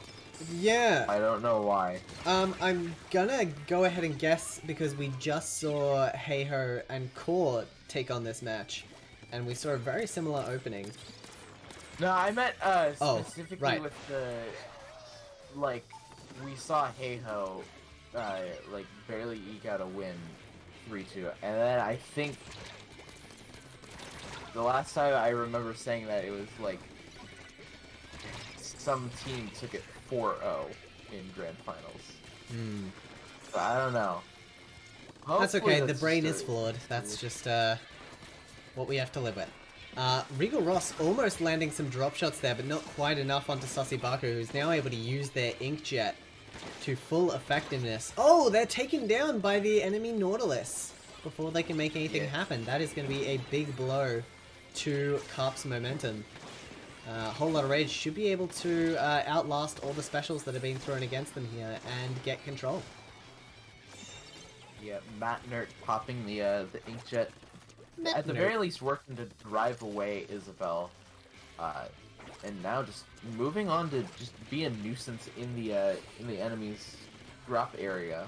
Yeah, they knew there was someone around somewhere, and when the floor was all covered, we saw the jump out. The look of recognition to be like, all right, they know I'm here. I should bail. Yep. Whole Lot of Rage prepping the ink armor against the opponent ink armor. They knew it was coming, and using it to really improve their survivability. However, the splashdown onto the zone and just a bit of extra turf should be enough to get a cap. There it is. I love the way that Carp has been using the ink armor with both the splashdown and the inkjet, which can both feel like very vulnerable weapons at times, just because of how exposed they are when they're being active. So having that ink armor definitely helps to sort of mitigate the fears about using it, and it's let Isabel get off a lot more splashdowns than I would have expected. Absolutely. I think in addition, when your opponent knows that you've got armor and an offensive special, they play a lot more defensively, they back away from the zone because they want to stay up. So even the presence of having those two specials running at the same time is enough to gain you some map control. Yeah, Mattner gonna find a nice pick on Isabel right there, followed by a nice pick on S as well. But Whole Lot of Rage just down to the Bamboozler, and that it's not really a good position for the Bamboozler to be right there. So Carp will be able to take the zone, apply some much needed penalty points, and start working through their own timer, assuming that they can hold on through this next push from the Whole Lot of Rage. They're in a fairly good position, especially since they haven't committed that many specials to this push yet. But they definitely need to hold on to the zone for as long as possible before they use their specials right now. Absolutely. Yeah, Carp just trying their best to hold on. We're seeing a lot of Nick maneuvering around here, just moving in and out of positions and using the point sensor quite effectively to spot anyone who might want to try and sneak out from that platform. And because of that, the special rush coming out from a Whole Lot of Rage was a bit delayed. The enemy team deciding just to ink the zone and try and keep control. If they can get control back here, they will be able to hold it. However, the player disadvantage will cause them to drop the zone. A minute left on the clock. All we need to see Carp do is keep the enemy away from the zone and keep it nice and neutral. However, it is not looking to go in their favor at the moment. Whole Lot of Rage able to trade out there and maintain control. Yeah, Whole Lot of Rage currently down a player, but Josh finding a pick on Sosibaka and then immediately stuffing out a jump afterwards, followed by the missiles. That's going to do a number on Carp's offensive capabilities. And just like that, Whole Lot of Rage will find the lead, and with that little time left on the clock, you have to just accept that. You can't really do much with 4 seconds and nobody in the immediate area. So Whole Lot of Rage will take that game.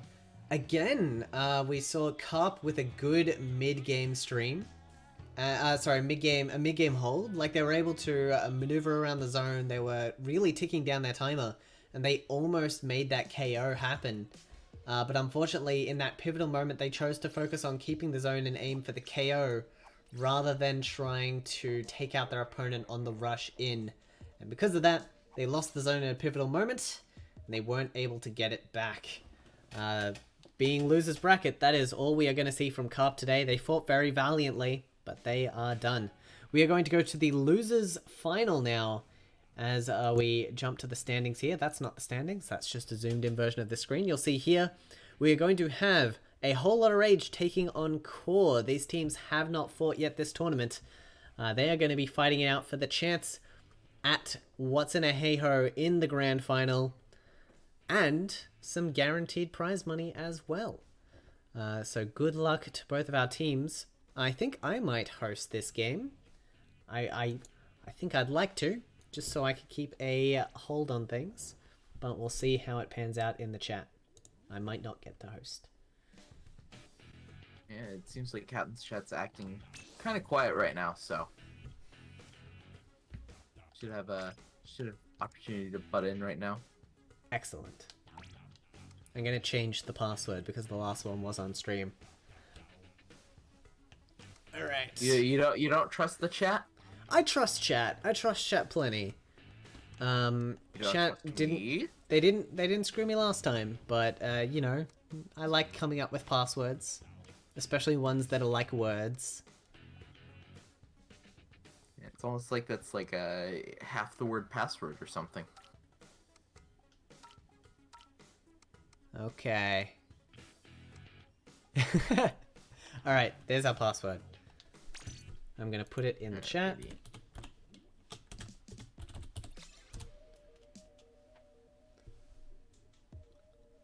Excellent. Alright, so we are ready for our losers final here. It seems like the captains of these teams are very good friends, based on the messages I'm seeing in chat right now, that are bordering on flirtatious. Which side of the border would that be? The friendly side? I've seen people make jokes like this before, it's fine. That's very fair. Yeah, no, my friends are definitely the same way. Me, not so much, but my friends definitely the same way. Yeah. Fair enough. Take this moment to do a quick shout out for our new followers. Because I always appreciate people dropping a follow during these streams. It's a shame that I can't have my lovely visuals running, but I want to respect the tournament organizers. But a thank you to Over something like that. You'll correct me in chat if you're there. Hi, how you doing? Sticky Head, LaCroix 24/7, and Alias as well. Shout out to you wherever you are. Yeah, who's that clown? Excellent. Yeah, we have a lot of Splatoon content on this channel. We have a lot of variety game content on this channel. So, yeah, thanks for the follow. All right. No more focus on me. We're focusing on this tournament. We are up to the losers final. This is a best of 3 with the chance to earn your team some cash and a chance at a rematch. They know what's at stake here. This is the big leagues. Oh, and another follow. Thank you very much to Dunzo Sucks. I think I actually read that perfectly correctly. Excellent. It could be Don Ezo Sucks. I don't know. Winner definitely gets a prize. Absolutely. That is what is at stake here. Prize, money, and cool stuff. Hey, see you in chat there. Excellent. And we do very much appreciate everyone who's tuned in, supporting this tournament. I'll spruik the tournament Discord and Twitter again at the end. But yeah, it's very nice to have you here. Before. Spruik? Yeah. Oh, there you go. A new one. A new one. All right.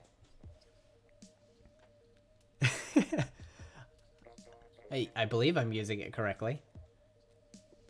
I'll have to look it up. How do you spell it?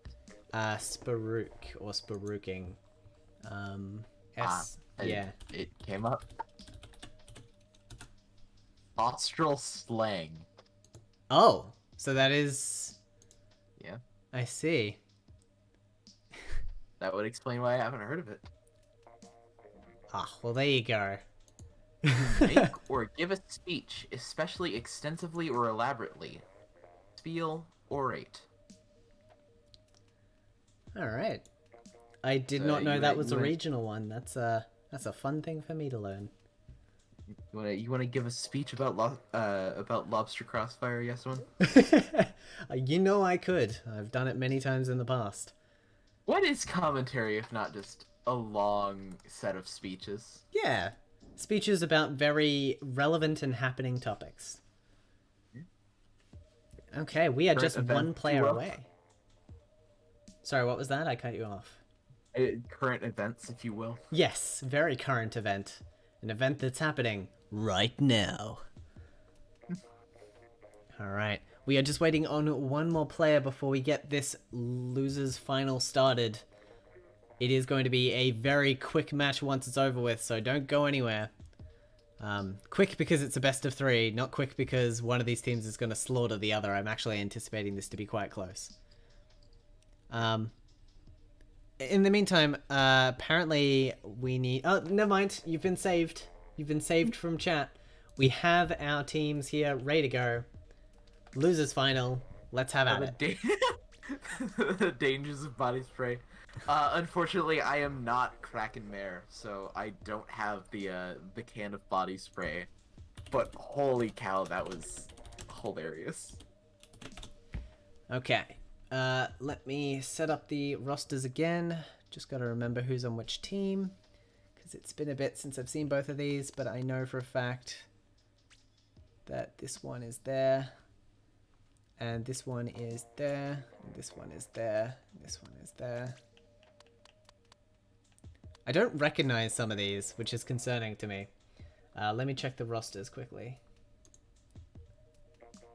Because they seem fine. Yeah, the ones I've done so far are fine. I don't recognize the last 3. The Japanese characters is on yes. Excellent. That one. Great. All right. With that being squared away, this is going to be a whole lot of rage versus core for the losers final. Chat, we're excited. We're excited for some hot matches because I think we're in for some. Let's go. All right. Starting on Muscle Forge Fitness because we haven't seen this enough today. It's not like we just watched it or anything. Absolutely not. We watched both of these teams play it, but not against each other, because this isn't a rematch. Well, did we not just have this back to back for Whole Lotta Rage? We did, yes. So a Whole Lotta Rage just played this, so they are prepared. But again, they didn't have the best early hold. They came in late with the overtake. We know that Core are very good at their denial strategy, so maybe they'll be able to prevent that last minute overtake. If they can get the early lead, they might be in a very strong position. Yeah. Either way, I'm really excited to see how these two teams square up against each other. Absolutely. Quick note to Ye in chat. I do know about the Splatoon LAN in Australia, and I will probably be on stream for it, because that's what I usually do. My team will be there as well. Whether they're playing, I don't know. We don't play much these days, but we'll definitely be there. Nice. All right, let's have a look at these comps. It's pretty standard. Everything we've seen from these teams so far, we are seeing again. Yep. I think both of these comps, like you said, we've seen them just again. I don't think they're changed at all from like the standard that we've seen. We saw both these teams just play through I think we might have actually seen Core have a slightly different comp for Muscle Force last time, but either way right now it looks like they've settled into just a specific comp. Maybe they were trying to figure out how best to utilize the vanilla dually squelchers in their team composition last time around, but now it looks like they have everything figured out, and they're just looking to punch their ticket into grand finals. Absolutely. Very nice jump out there from the ends up. Ooh, we have had a disconnect, however. Will the players stop playing? Yes, they will. They are absolutely stopping. We will get a replay on this one. First disconnect we've had of the day. Hopefully it will be resolved very quickly. Hey, and we've got ourselves a squid party. Excellent. Nice. Look at that, taking a group photo. Love to see it. Shame for the circumstances. I'm gonna grab a sneaky snapshot of that because that's a great snapshot. Oh, awesome. Well, both of our teams are hanging out here. We will get a replay on this match. I don't think we can determine too much from what we've seen early on here. It looked pretty... Ooh, that was brutal. Oh. Shoutouts to the Neo Splash-O-Matic who just stood there, like, Yeah. completely oblivious to everything. Oh, it's a squid party that's all well and fun until someone decides to pull out a weapon. Do that. Ah, you hate to see it. You know, honestly, I think we should count that as a point for the team that didn't screw up the squid party. Just mark that as True. official. No, we will see a replay of that one, and we will not see any weapons changing from that set. Early splats indicate that it was fairly close. We had some good clutches coming out from the end zap there on on Madness's side. But You should probably make sure that we're playing on Muscle Forge. good point. Also, the lobby has just glitched out. I pressed the button. Yeah, I saw that on stream and I was just like, That's weird. Isn't that strange? What's happened here? Will anything happen? Do I need to restart my game? I don't know yet. try exiting out, I guess.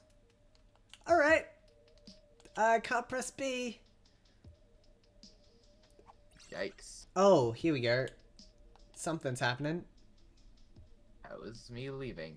Apparently someone And now will the DC room is eventually. full. I've never seen this glitch before. This is wild.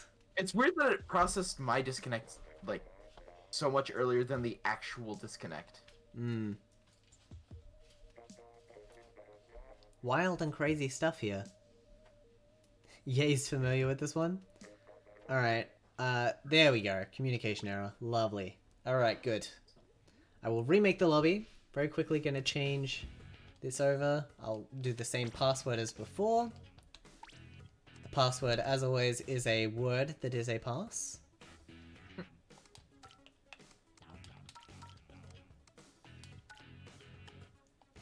Excellent. Alright, the lobby has been recreated. I'm guessing that glitch happens when someone disconnects the moment you press start. Like, that's what that's gotta be. How broken this game can get. I mean, I've seen some pretty weird things in my days. It's one of the reasons I know I could never work on Splatoon. I could never be a developer for it, because after knowing all the problems with it, I wouldn't be able to enjoy it nearly as much. Yeah. It's weird, like thinking about the decisions that went into video games. Could you elaborate?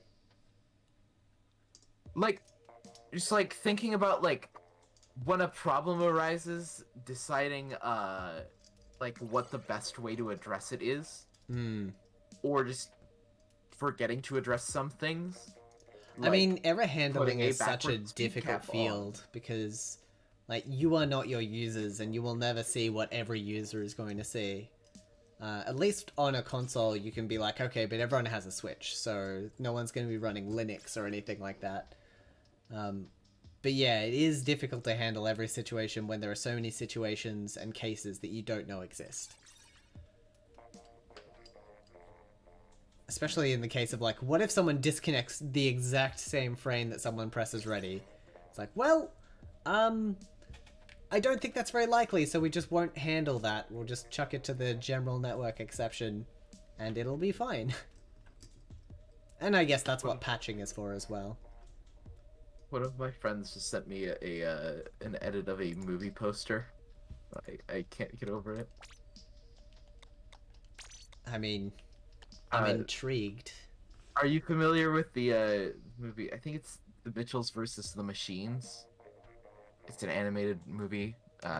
Came out relatively recently. I don't believe I am. I haven't seen it yet. I'm just like vaguely familiar with its existence, but someone edited the poster to read The Mitchells versus Capcom using the Capcom Like part of the Marvel versus Capcom? Yeah. That's good. It's such a clean edit too. I can appreciate that. And then another one of my friends immediately followed it up with The Mitchells would win, so not sure what that says about the movie. Alright. But hey, now that we have everybody in the lobby, I'm not sure what we can say about this game. Yep. I've gotta remember this again. That looks good to me. Alright. Now hopefully we are past the disconnects, fingers crossed, so we get back into this. Alright.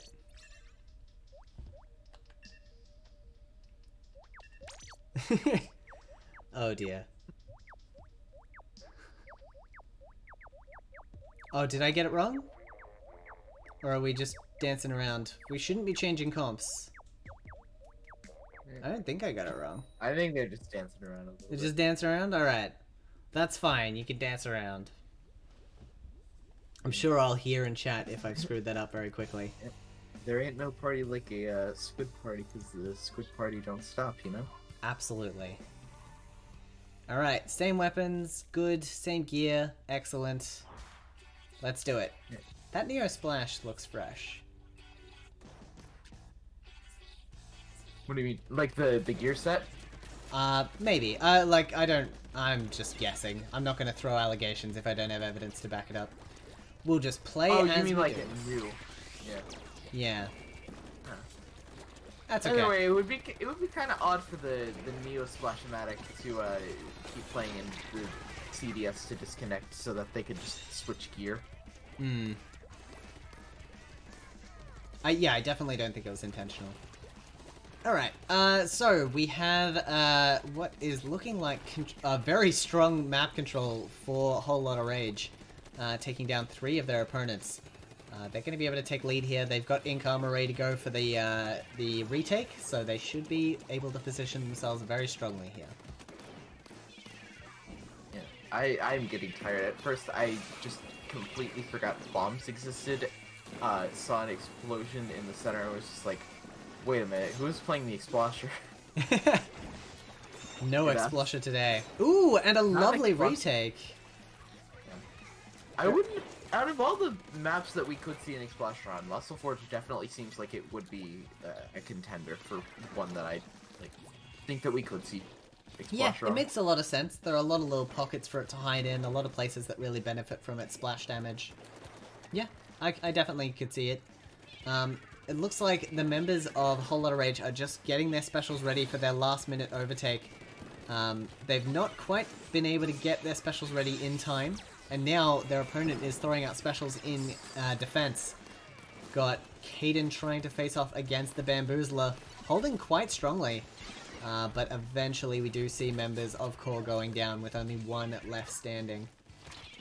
Yeah, I got to watch Rui try and find a quick peek for a pick and then immediately get eviscerated. It's unfortunate when you think you're going undetected and your opponent is expecting you the whole time, because you do not get to capitalize on your really smart brain No, they plays. absolutely were just like relatively undetected. They just missed, Oh, which is even worse. that is sad. Okay, the Inkstorm is going to help Whole Lotta Rage maintain control. However, the neutral will buy their opponent some time. Not enough. Whole Lotta Rage taking the lead there.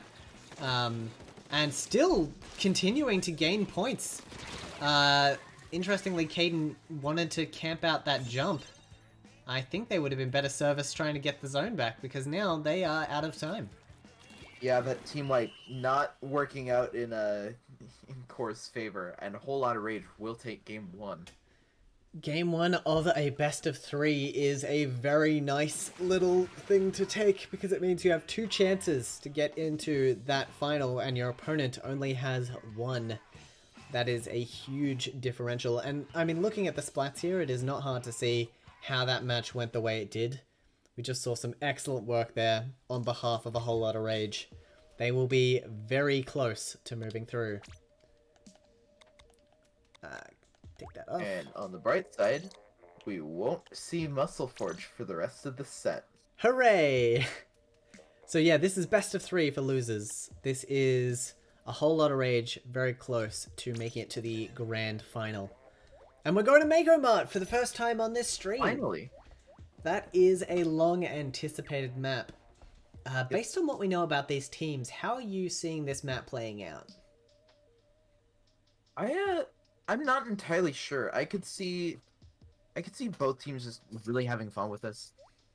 Usually when I think of Mako Mart on Splat Zones, I think buckets, but neither of these teams have I don't think we've brought seen out a a bucket slosher so all far. day, actually.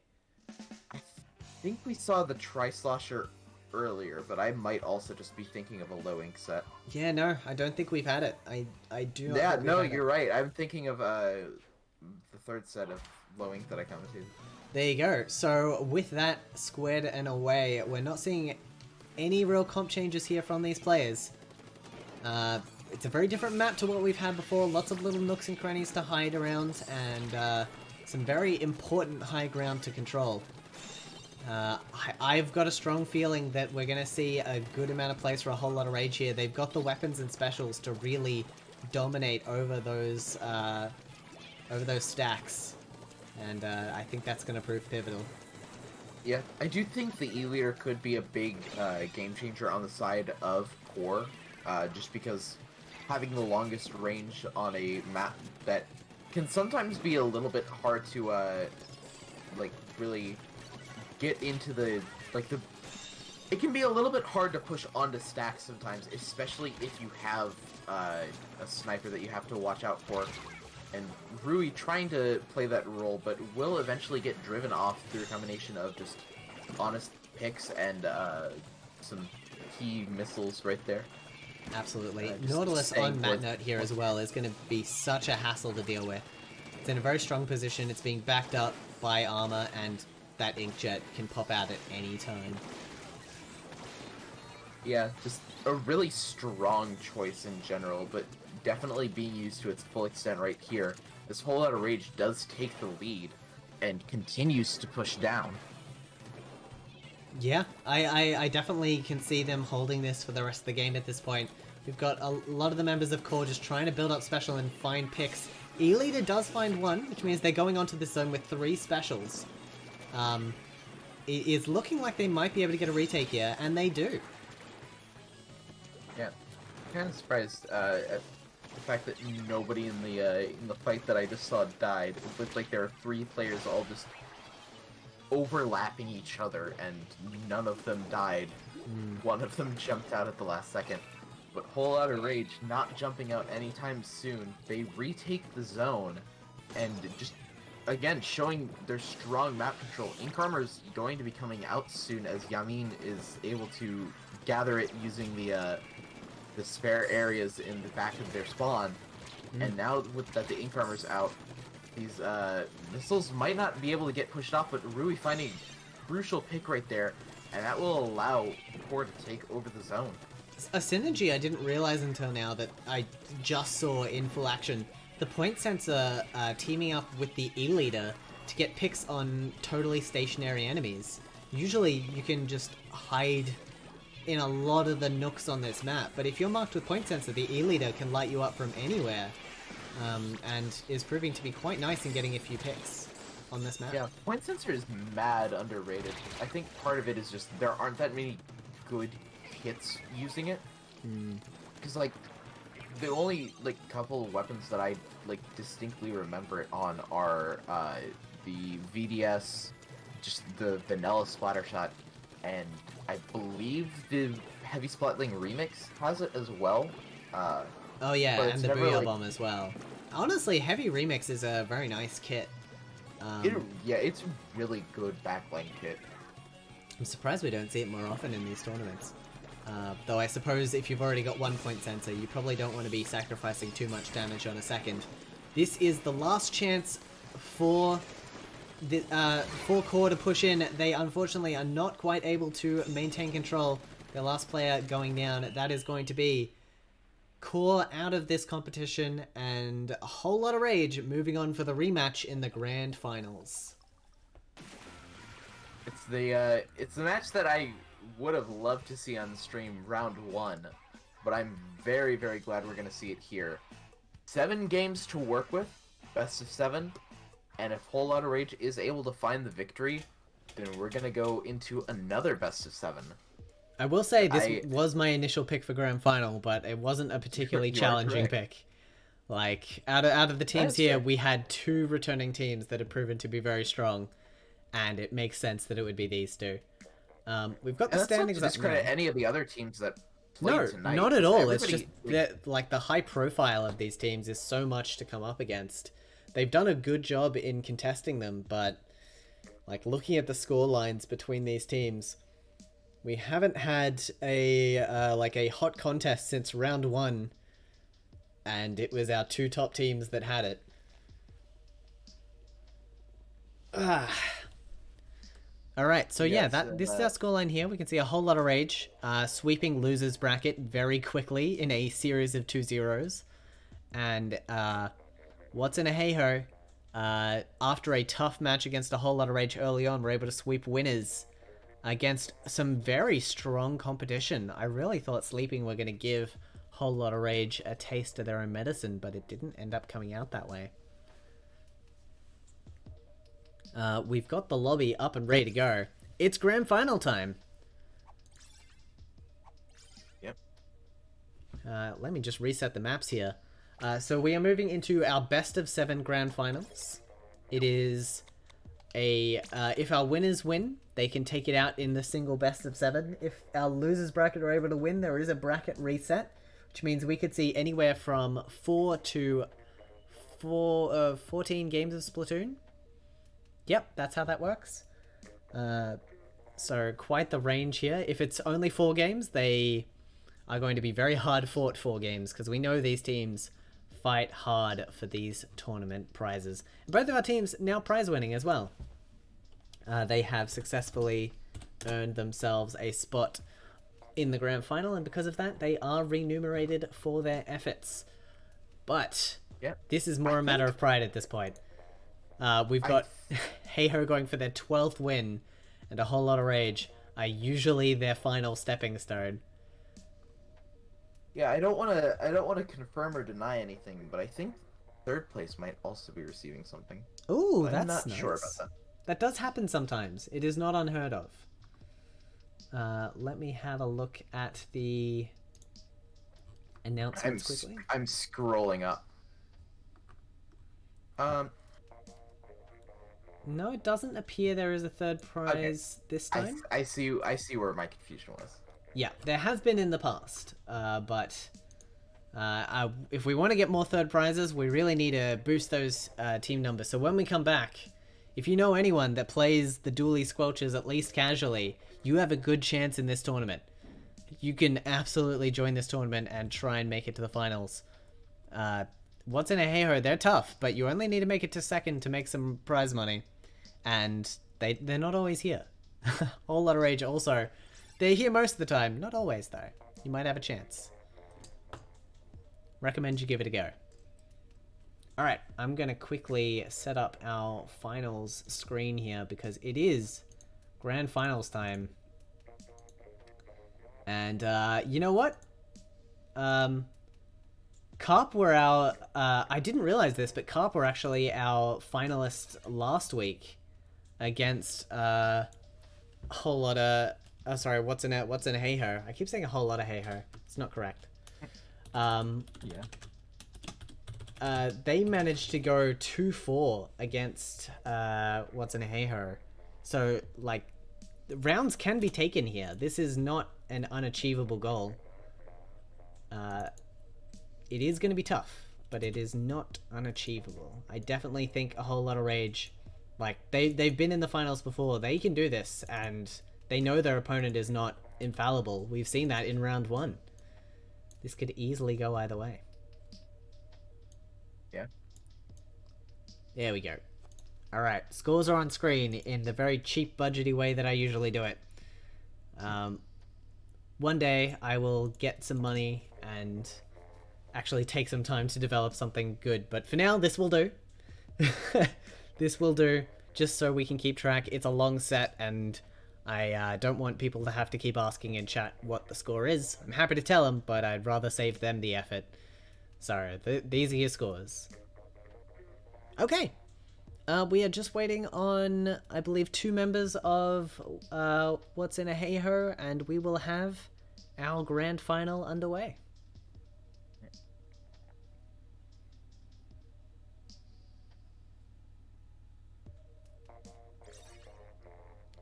We've seen both of these teams play this tournament. just not each other yet. Based on what we know about them usually, we see a whole lot of Rage able to get some early splats, but what's in a hey-ho, they really just understand special timing, they understand what resources they need to dedicate to which fights, and they can usually win a fight while reserving a resource for an unexpected change in the battlefield. So I'm excited to see if these strategies have changed at all, especially because these teams know each other so well at this point. Wouldn't be surprised to see some counterplay in action. It also looks like we're having trouble holding on to one of the members of A Whole Lot of Rage. They keep joining and leaving. I'm worried about internet connectivity. We've already had some disconnects tonight. Fingers crossed we don't have any more. Yep.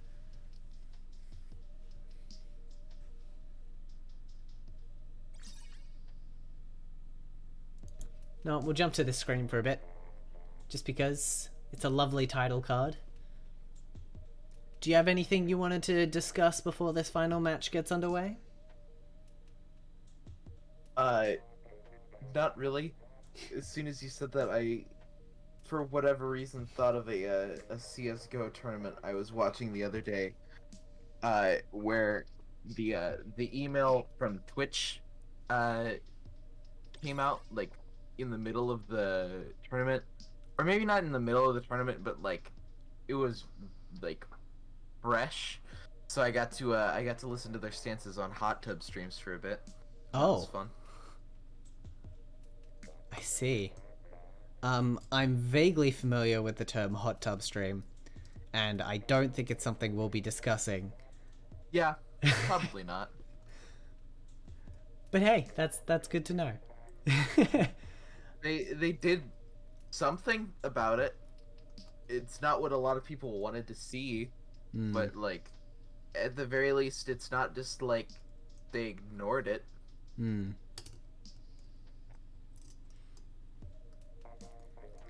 Speaking of Twitch, thank you everyone for tuning in to this tournament stream. We're about to bring you your final. We're just waiting on one player. But in the meantime, very much appreciate you following this channel and tuning in for our tournament Splatoon content. Lobster Crossfire will be taking a break after this week. We will be going away until late July just to take a break from the tournament, keep things nice and fresh when we get back, and also give everyone a moment to enjoy their summer/winter break. So we look forward to seeing you then soon. If you want to check out... oh yeah, and also Ye needs to save up some money. So these tournaments are solely funded by Yayflower. We have set up donations on this channel, so if you would like to donate to this tournament and allow them to run more frequently or to increase the prize pool, a donation from this channel does not go to me. It goes directly to Yay and goes directly to funding these tournaments. So if you'd like, you can donate to increase these prize pools. Okay, we've got all our players, so let's do it. All right. And it looks like we've had a substitution. We've got B in... Did we have B earlier? I know we had an S. That was, I think, Scooter on Carp. Right.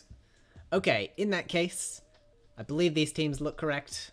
Oh, I will actually flip those to Bravo just because they are from the loser's bracket, and I like to keep... Ooh, sorry, I like to keep the team names consistent on their size, so that looks good.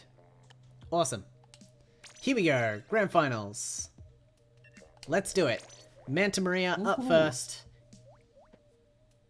This is one that we've only seen once so far, yeah, right? I believe we still so. haven't seen the reef. We have not seen the reef. The reef has not come up yet. It's got a few more opportunities to show itself on stream. It has been in the tournament, we've heard from chat, but yeah, we are hoping to see it on stream because we do like seeing the reef on stream. Additionally, thinking about the weapon comps these teams like to bring for this map, we're going to see an E-leader on What's in a Hey-Ho. And we're going to see the Nautilus on a Whole Lot of Rage. On this map, I don't know who wins that fight.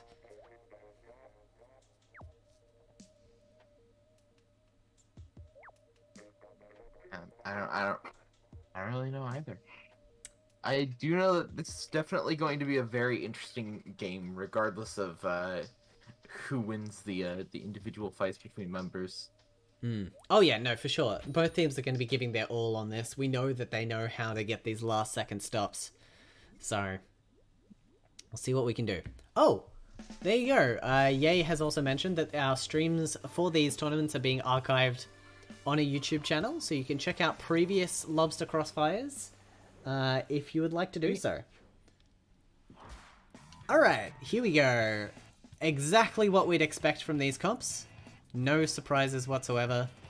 Love seeing the respawn Punisher on Tico Tan on the E-Leader. They're really hoping to stay out of the fray on this one. Hopefully that works out for them, considering they've already taken up residence on the central mast. Yeah. I was about to say, that might not exactly be the best spot when you think stay out of the fray. NZAP's trade out early, and Control is neither here nor there for the time being, though the Tenta missiles will push the members of a Whole Lot of Rage out of the zone and out of contention for early points.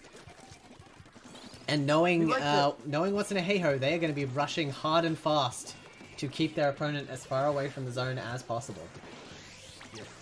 I do like that it looked like Shelton was trying to figure out what weapon they wanted to use for a good while, and then eventually they were just like, oh, I'll try the Kunder. And they have not switched off of the Ken's Undercover Bella since. Absolutely. I mean, it's given them nothing but success, so I suppose they've realized they feel comfortable, and they're like, yep, I think we will keep that.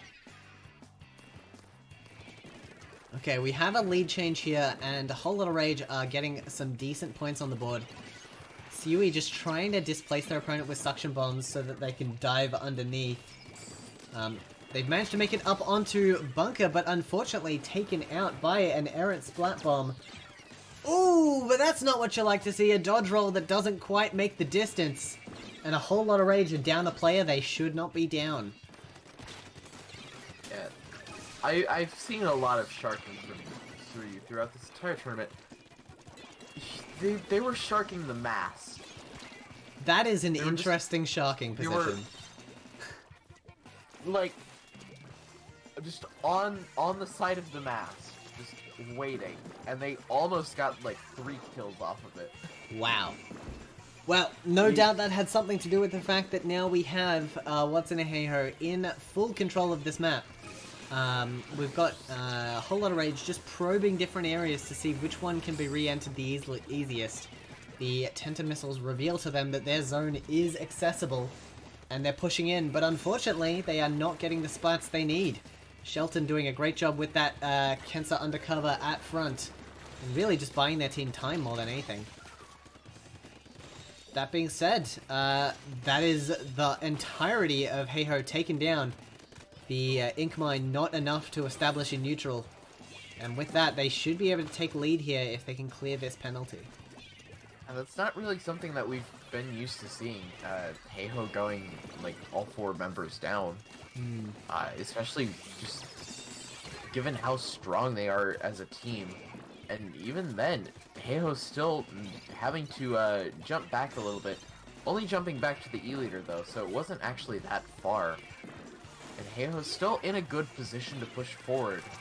But Whole Lot of Rage just managing to hold onto the zone, eke these points out as much as they can with what they have remaining. And still just not letting Hey-Ho get control of the zone. One thing I definitely will say is that we've seen a lot of times here where Hey-Ho weren't looking in the correct place. And I think part of that is due to the fact that we're seeing a Whole Lot of Rage just really surprising their opponent with their positioning. They're not moving in a way that you traditionally would on Manta zones, and it's working quite well for them. They've been able to get a few uncontested splats. I believe dishonest splats, if you will. I also just realized that we are seeing a composition change from Hey-Ho. I don't think Suryu was on the vanilla dually sculptures for a while because we commented on the Oh, double yeah, rain. no, they haven't run the vanilla yet, so that is definitely a change. That being said, that is going to be the first round to a whole lot of rage. It happened in a blink of an eye there. It was closely contested for a while, but they just kind of started running away with it. A very surprising first round.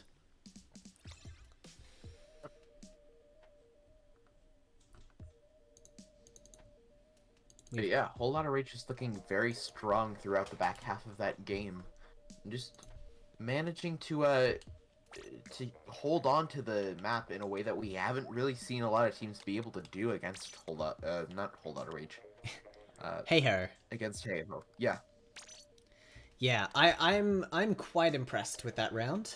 They were able to really upset the fluid movement that we usually see out of Heiho by just moving into unconventional positions. It worked really well for them. Their opponent was watching certain entry points and was easily taken out, and they just coordinated well. They played well. Now we have anyway, Reef. yeah. I was about to say now we finally have it. We've seen every map on stream. That is always a good sign. Means that we're getting a good variety and also a good stream. So there you go, chat. We've gotten every map. Good news. Now the Reef, something we haven't seen yet. And a different dynamic of a map. Definitely reminds me a lot of Wahoo in a lot of aspects. The key difference being you can't drop from the zone, but you can drop to the zone. Interesting. I don't think I've ever heard that before. Not like the you can drop into the zone. I've definitely heard that you can drop into the zone before. Yeah, it But like I've the never heard, comparison between the two maps. Yeah. Hmm. Interesting. Like it is a 2-zone map as opposed to a 1-zone, but they're so small, and the They're, like, Wahoo right zone next is to so each other, big too. that I tend to lump them together in terms of how they're played. It really does just feel like I always forget that the Reef is a 2-zone map because they're both just right there. Yeah, they are right next to each Like- other. They're super small, very easy to cover. Won't see too much difference. One difference we are seeing though, Shelton bringing out the Kensa Gal. Now this is something we have seen a lot from Heiho, is their Gal weapons. This is more what they were running last week, and much more what I expected to see today, as opposed to the Brellas we have been seeing. And perhaps in response to that first game that they slipped away on, they're hoping for something that has a bit more damage potential. Yeah, right now though, the Gal has already gone down twice as Whole Lotta Rage takes the lead, going up at the very least 10 points and still climbing, as Heiho just struggling to get out of their own spawn. Eventually they will find the zones being neutralized as Tikaten is trying to find the pick on this Inkjet, but can't find it, and Whole Lotta Rage still just taking control of the zone. Yeah, When luckily DC2 go Shelton down, was in position to shut down that Inkjet the moment it landed. The enemy team trying to keep them at bay, but they kept putting down splash walls, and they're like, no, I am going to get this re-entry frag. It is going to happen.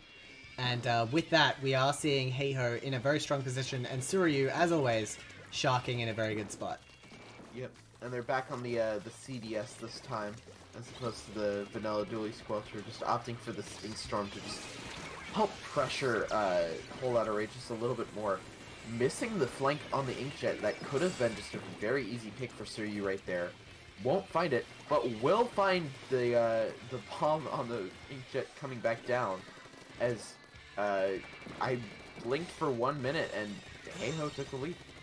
That they did, and they are planning on keeping it as well. Suryu keeping 2 members of a Whole Lotta Rage distracted, trades out in that fight in the end, but during that time, the rest of Heiho were just purely focused on the zone. We're able to get plenty of points on the board during that time. Yep. 60 to 33 with no penalty points. As soon as I said that they got penalty points. It's penalty just how points. it is. Yep. It's just timing, you know. Absolutely. I mean, like, that's just how like games work. The state is constantly changing. Booyah Bomb coming out for the first time on this stream, and just trying to clear out that bridge area so that Heiho can re-enter. They are and using a splash wall for a well-timed jump out, pushing the zone during that time and applying a penalty. Heiho, while not getting any splats, have effectively stalled a whole lot of rage. That is an incredibly tactical play, and it has earned them quite a few seconds to reorganize themselves. That's one of the reasons I like watching Splat Zone so much, is because it's not a game mode where you necessarily have to get kills to advance the objective. It definitely feels like you can just stall simply by painting where your opponent isn't. And that allows for a lot of just interesting plays. Oh my god. I just watched Suryu jump on the fence as part of their maneuverability. I have never been game enough to even try that, and we are seeing it here in a grand final. However, they do go down. We are seeing a slight advantage for a whole lot of rage. They do not have a large score difference between them. And as long as they can tick away at that penalty, they'll be in a good spot. However, I think Heiho are aware of this, and they're going to be applying a lot of heavy pressure under this bridge to just stop any and all points from being scored for their opponent. It appears to be what they're doing right now, as Sui just keeping an eye on the zones, making sure that they can stay green for as long as possible. Knowing that they don't have to work through their penalty time, they just have to make sure that their opponent doesn't work through theirs. Yeah, exactly. And building up ink armor again as well. Sui is just going to be back and forth through their zone there. Honestly, they could keep it neutral and still be in a good position. They only have to keep one of these zones for 30 seconds. And their opponent knows that, so they are going to have to push against them. Wow! Booyah Bomb shredding through ink armor and getting a pick there. Despite going down, that is the entirety of a whole lot of rage taken out. The score difference is gaining now, and with only 15 seconds left, Heiho showing why they are the defending champions here, pushing back hard and fast against their opponent, potentially for a KO here.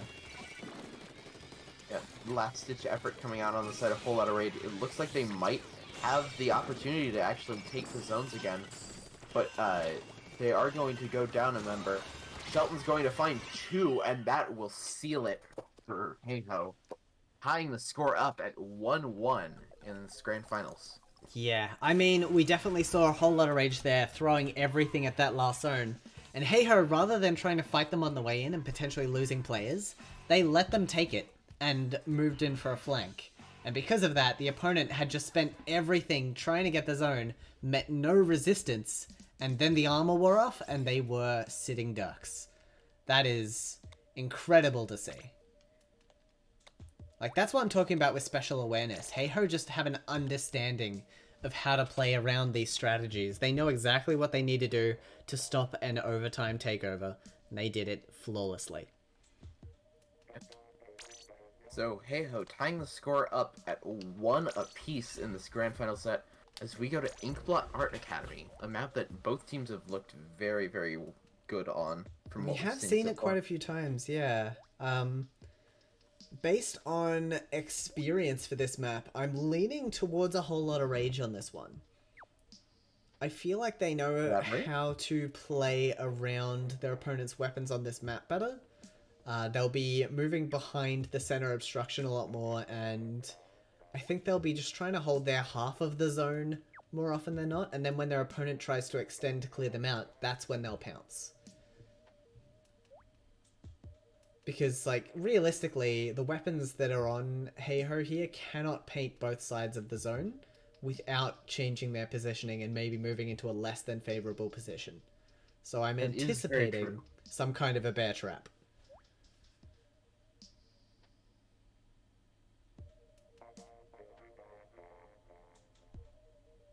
Sorry, I'm just zoning out more and more as the That's clock okay. in my time zone I imagine time zones are not kind. That is just how it is. 23:52. Okay, well then, as we near the midnight in your time zone. We get closer and closer to the end of this tournament. If we see a back and forth on this every round, we could see all 7 games. We could even see all 14. It really depends on what maps these teams are favoring and just how it pans out in the game. Like, you can prepare perfectly, but execution is nothing if not unwieldy and what's the word I'm going for? Unguaranteed? What's the opposite of guaranteed? Uncertain. There we go. Execution is nothing if uncertain, and it is an uncertainty that both of these teams will have to handle. We have the Firefin coming out from What's in a Hey-Ho. Much more traditional comp for them, and they've already pushed up onto the opponent's plat. The armor going to keep them alive in that positioning, and they will lose all their players and put themselves at a huge disadvantage. Wow, that happened in a second. Yep. That was, that sure was an interesting interaction. I did not expect them all to fall simultaneously like that. That is nuts. Suryu with the CDS tries to flank around the side and gets caught out, not even able to throw out their Inkstorm. No, they did. They did throw out the Inkstorm. But it's not being backed up by their team. They might get neutral, but I don't think they'll be able to get capped without some picks here. Yeah, the Splat Bomb Rush might, or not Splat Bomb, Suction Bomb Rush might be enough to retake the zone if they try. Shelton picks up a nice double with their teammate backing them up. That has allowed them to clear out and basically wipe the enemy team there. Allow them map control back again. If it's as swingy as this all game, there is no way I can predict who will win this game. Yeah, and honestly, if it wasn't for how late it was for me, I would be completely into that. I am getting increasingly more hype, so I'll try and carry that. Whoa, look at that! They just Inkstorm completely prevented the movement of a whole lot of rage, and the aggressive play from Hey-Ho. There is no safe place for them to stand. The Firefin up on the opponent's wall, the Suryu sharking underneath. All 4 of them are in such aggressive positions. There's no way the opponent's going to be able to get past here. It's just not going to happen. I really like Shelton's usage of just mobility, but also the burst bombs. I got to watch him sort of initiate that entire sequence of events just by running in and double burst bombing people who'd already taken a little bit of damage and just absolutely shredding through that that entire defense that Whole Lotta Rage was trying to put up. Yeah, well, that's an incredible round for Hey-Ho. I was predicting a bear trap, but it seems the bear trap was disabled and thrown out the window the moment Hey-Ho decided to just push right past it. There was not enough time for them to set up a defensive trap, and because of that, they just couldn't get a hold on their plat. That is a brutal round. Yep. Still not out of it by any means. No, one bad round is not gonna sign them away. Especially with a best of 7. Absolutely. But something to keep in mind is that is the comp I've seen most out of Hey-Ho when they are trying to win games quickly. They run that Firefin, they run all that close range pressure, and they just dive on their opponent. And it is very hard to find a weakness in that strategy. They cover their bases very well. They're always ready to pivot for anyone who goes for a flank. That's the Hey-Ho special right there. And if they're busting that out, that means that they are a little bit nervous and they are keen to lock this one away as soon as possible. They're not taking any chances here.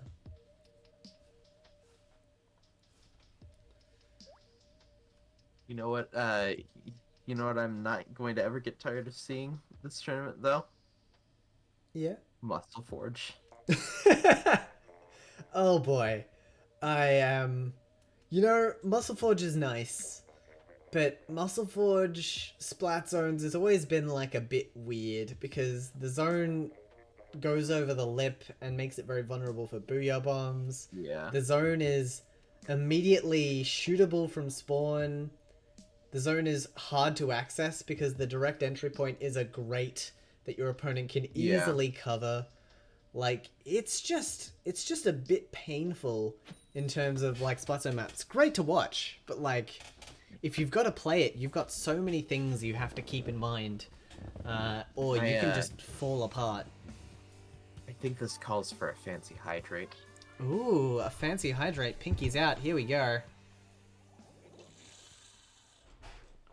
Excellent. Very good. Very good stuff. Alright, here we go. Our teams are rushing out here. We have another minor change in comp here. The Gal, yeah, being changed out for a K-Shot. Tenta missiles. It wasn't even a Gal last. It was a Neo Splashmatic last time. Oh, wow. Yeah, right you are. They are just constantly flexing between different shooters here to get full effectiveness. Yeah, I mean, pretty much just got bounced around like a pinball because of the various missiles. They tried to avoid the ones that were targeting them and ended up almost running into missiles targeting one of their teammates. Alright. Picks on the board favoring Heiho to start. We also have Suryu being an absolute nuisance up on the enemy grate, which is going to be very hard for them to handle. Yeah, Matner does find a double, including Suryu and also Tikotan, who I think was in the middle of a suction bomb rush. And Matner is just going to be able to find the necessary picks to allow a whole lot of rage to push back in. Now, they need to be very aggressive here. If they give Heiho an inch, they will lose this zone. So they really need to dive onto their opponent here and make sure that they do not get a chance to re-enter. The Firefin's already in a good position. They need to unseat that, and they have. Splash Wall's going to buy Heiho a bit of space. The Inkjet comes out to counter it. We see two go down on either side, but there we go. That is a whole lot of rage. A whole lot of splattered. And completely wiped out. Not able to take the lead there, unfortunately. Oh, and Tikotan, not ready to relent yet, is making that Firefin work. Almost snagging the Nautilus there. That would have been very brutal. However, some good movement is going to keep that Nautilus up and in this game. The penalty is gone. We are getting dangerously close to Heiho taking this one out. The specials are coming out. A whole lot of rage should have an opportunity here, but they lose all their players. Only the Bamboos left, unless they can get a mad clutch. That is going to be Heiho taking the third round and putting themselves on championship point for this tournament. Yep, Heiho just, again, looking very, very strong, just coming out, controlling the map with just extreme precision. Outside of Madness finding that really nice flank that led to both Suryu and Tikotan both going down, they just looked like they had firm control over the map the entire time, and with how much we've seen it, I don't blame them for seemingly knowing everything about the map. Absolutely. Something else I've got to say about Heiho as well is that they were playing their very aggressive strategy, the one that I'm used to seeing on maps like that. They were up in their business, they had Suryu dancing around on the opponent grate, they were absolutely in their face. But when that didn't work for them, they instantly changed gears. Instead of going for that again when they got control, they instead went for a more defensive wall approach. They were playing their charger aggressively and getting picks where they could, but their shooters weren't advancing past the front line. They were staying back, and their opponent didn't know how to deal with a different strategy in that time frame. Because of that, they were able to very quickly upset their opponent and use tactics to their advantage. And that's the kind of thing I love about Heiho, is that they have these skills. They have this playbook of ways that they can adapt to situations on the fly. And it purely comes down to experience. They've played enough that they know what they have to do to get that W. Speaking of experience, this is a position that Heiho's certainly found themselves in before. They're on match point for the entire tournament. That they are, and they are playing on a map that they are very comfortable on. Piranha Pit. Shelton bringing out that Grim Range Blaster. This is what I'm talking about. They know how to win this map. They are very prepared to unseat their opponent's positioning here. Ink Armor early on. The first fight is going to be Ink Armor on both sides, but the Nautilus is taken down before they can get it. which is going to leave the advantage to Hey Ho. They go around and try to capture the flanking positions early, so they can't be surprised, and from there, it's a simple matter of trying to pick them off with a charger. You going to go ahead and get picked off by that bamboozler, and Whole Lot of Rage manages to capture both zones first. Josh just waiting, trying to find a kill, almost gets taken out by one of the members of Heyo, but they will manage to get out, having to dodge all these missiles, trying to find a pick on the fire fin right here. Oh, what a lovely distraction play! Yeah. That combination of Josh and Madness right there will lead to just a really well-timed play. And it looks like they're going for it again. And it works yet again. Josh finding a pick on Siryu before being taken out by Tikotan. Yeah, Tikotan's finally figured out that is what they are up to. And not putting themselves in a vulnerable position from the Nautilus. But what a play! Poking at the enemy charger with a bamboo, with the hope of maybe, like, hitting him. The charger throws down a splash wall to protect themselves, and because of that, they've spent their ink. They're not going to be firing. Perfect time for the Nautilus to move in. Very well played. I appreciate the attempt by Tikotan to get out of that situation. But it was close. Yeah, not quite working out for them, as Whole Lot of Rage just still very firmly in control. Only 2 members of Heiho on the map right now. The 100-0 is going to come out, but it's just down to Suryu, and that will be it. So Whole Lot of Rage taking game 5 and continuing this This run. is a contest. This is both of these teams really vying for this championship, neither one letting off the gas. While we definitely saw a decent amount of map control from Heiho early on, a Whole Lot of Rage just flipped the script on them and really prevented them from gaining access via their typical avenues. There was just really no point of entry there. We saw time and time again, like that was a really good 2v1 strategy there from a Whole Lot of Rage. Definitely bought them a lot of position and time, and they were just able to count down the clock with those individual picks. It's very impressive. Yep. So only 3 maps left in the map pool. I'm curious about what we're gonna see. Only 3. This is gonna be game 6 of a best of 7. I mean, Heiho could end it right here, right now. We could see 1 game and it could be curtains. But if Whole Lot of Rage can take 2, we go to the bracket reset.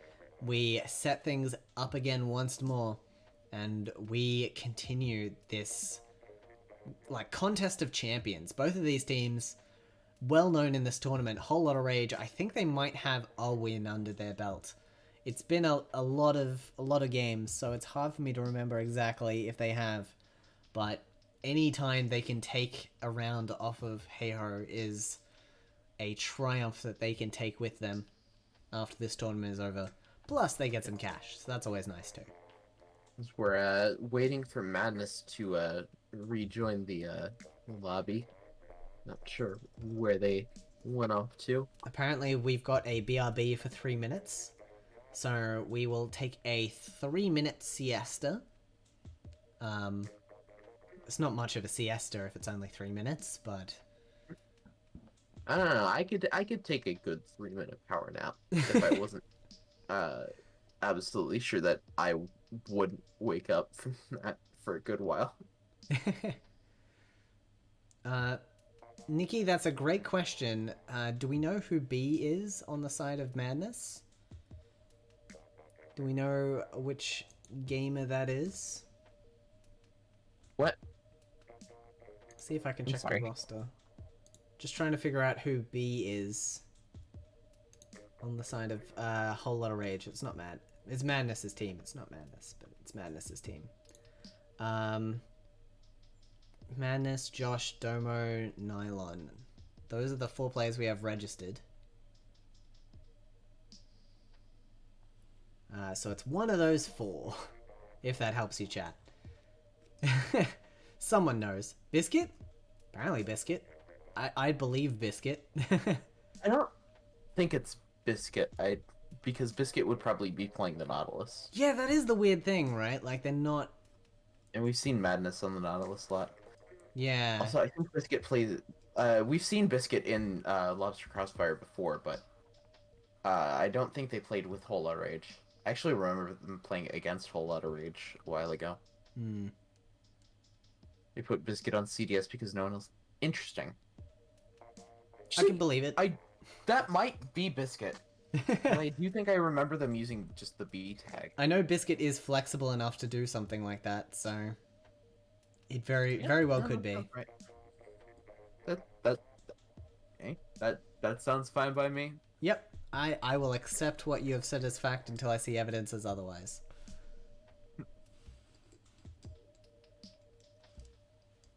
Alright. Our players having a moment to cool down here and recompose themselves before the next round. Let's look at our remaining map pool quickly. We've got Anchovy, we've got Wahoo World, and we've got what's the last one? What one haven't we had yet?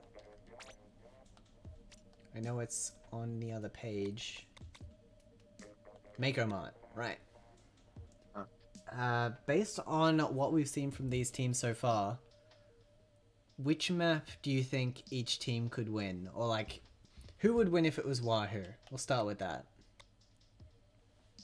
Well, I honestly, for all of those, that E-leader's looking kind of nice. Yeah. On the side of, but not entirely sure. With how close the set has been, I could see either team pulling out any game. Yeah, for sure. Alright, well, in that case, let's jump into our next round. Here we go.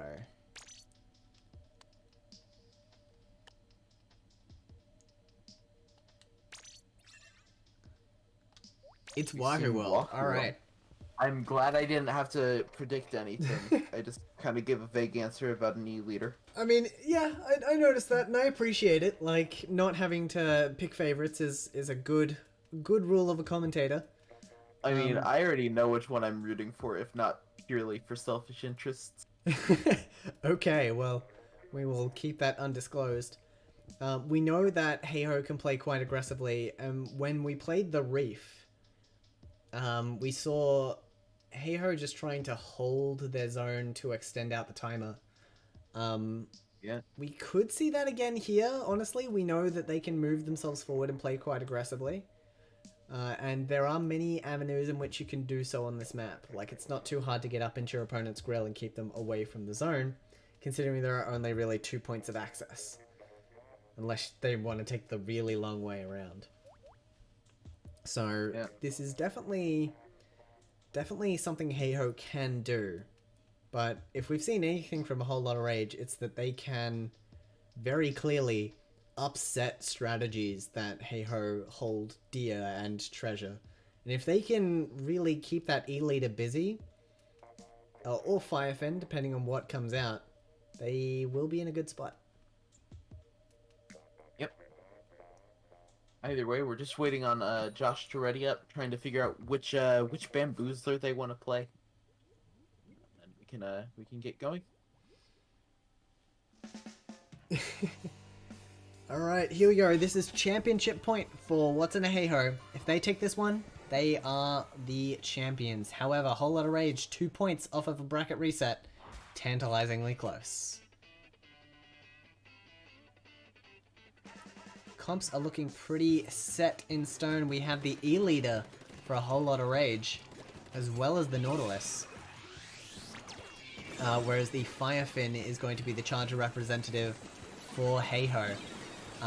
Early control, back and forth, not really in favor of either side. However, losing 2 members, A Whole Lotta Rage will be at a combat disadvantage. Sui going to try and hold them off with a suction bomb while their Charger gets into position. Looks like a good early hold. They should be able to at least keep their opponent at bay for a few more points. Yep. Whole Lotta Rage just trying to maneuver their way in, and they will for at least a little bit. They are going to actually get a good opportunity here, as Sui is the only one still in any reasonable position to counteract this push. And if Heo doesn't do anything about this soon, this might be a lead change, and it will be. Yeah, I mean, Sui did a good job to stay up during that push, but unfortunately, losing 3 members, Heiho were a bit out of sorts there, and don't really have the specials to push in here either. Inkstorm rolling out, not quite capitalizing. However, they are pushing in without specials now, and they are getting the picks they need. Taking out the dually squelches, they just need to find some other players. They know where the E-Leader is, but unfortunately, E-Leader going to be getting some picks. Inkama coming out as well. I think it is going to be Control for a whole lot of rage in any moment now. Especially because Tikotan, out of good positioning, going to have to hide behind that splash wall just to keep themselves up and kicking. Yeah, Tikotan running out of suction bombs from the suction bomb rush. Won't be able to do much about it. Using the splash wall very well to be able to peek out safely, but not able to find anyone as a result of that. Yeah, unfortunately for Heiho, they're just not quite able to establish their footing here. They're able to win some individual fights, but overall they are not getting these wins. I'm surprised we're not seeing more special coordination coming out from this team. I'm guessing they're not running a very special focused build, and that's part of the reason why we're not seeing it as much. And to their credit, they can get the zone without them. We've seen it time and time again. Suryu losing the dually squelches one-on-one, quickly traded out by a teammate, but you'd have fooled me if you told me that Biscuit didn't know how to use dually squelches. I've seen nothing but a good report card on that player. Yeah, I think that was actually a 1v2 on the side of Biscuit, because I did see a couple of players from Heiho come in and get a flank, and I do think I saw that 2 people went down after that. But I'm not sure if the second person was actively involved between Suryu and Biscuit. I will say Heiho did an excellent job avoiding a penalty there, mostly in part to Sui just keeping control over the zone. They're only one player up, but no one's in position to take it, and because of that, despite getting all the splats they needed, Sui, MVP of that round, just able to hold the zone, prevent the penalty, and allow them to get a KO in a situation where they otherwise probably shouldn't have been able to take that one out. Oh, they were moments away from losing control and losing a lot of points. That is a clutch save there. What's in a Heiho are going to take that championship. Once again, that is their 12th victory. And they are going to be victors for the Lobster Crossfire number 5. Yep. Any closing points there, Alias? I think we might have something lined up then. Give me one more sec, just to double check, because I'm not actually sure if I'm just making stuff up or if I'm just let's see, it was May 22nd. It was indeed May 22nd. Okay. Both teams going to come away with a solid chunk of cash. Able to get themselves something nice on the Nintendo eShop or really wherever else. We're not Nintendo. We're not that stingy. Yeah, I mean, like, we don't even get a discount on eShop codes, so, like, no point in that.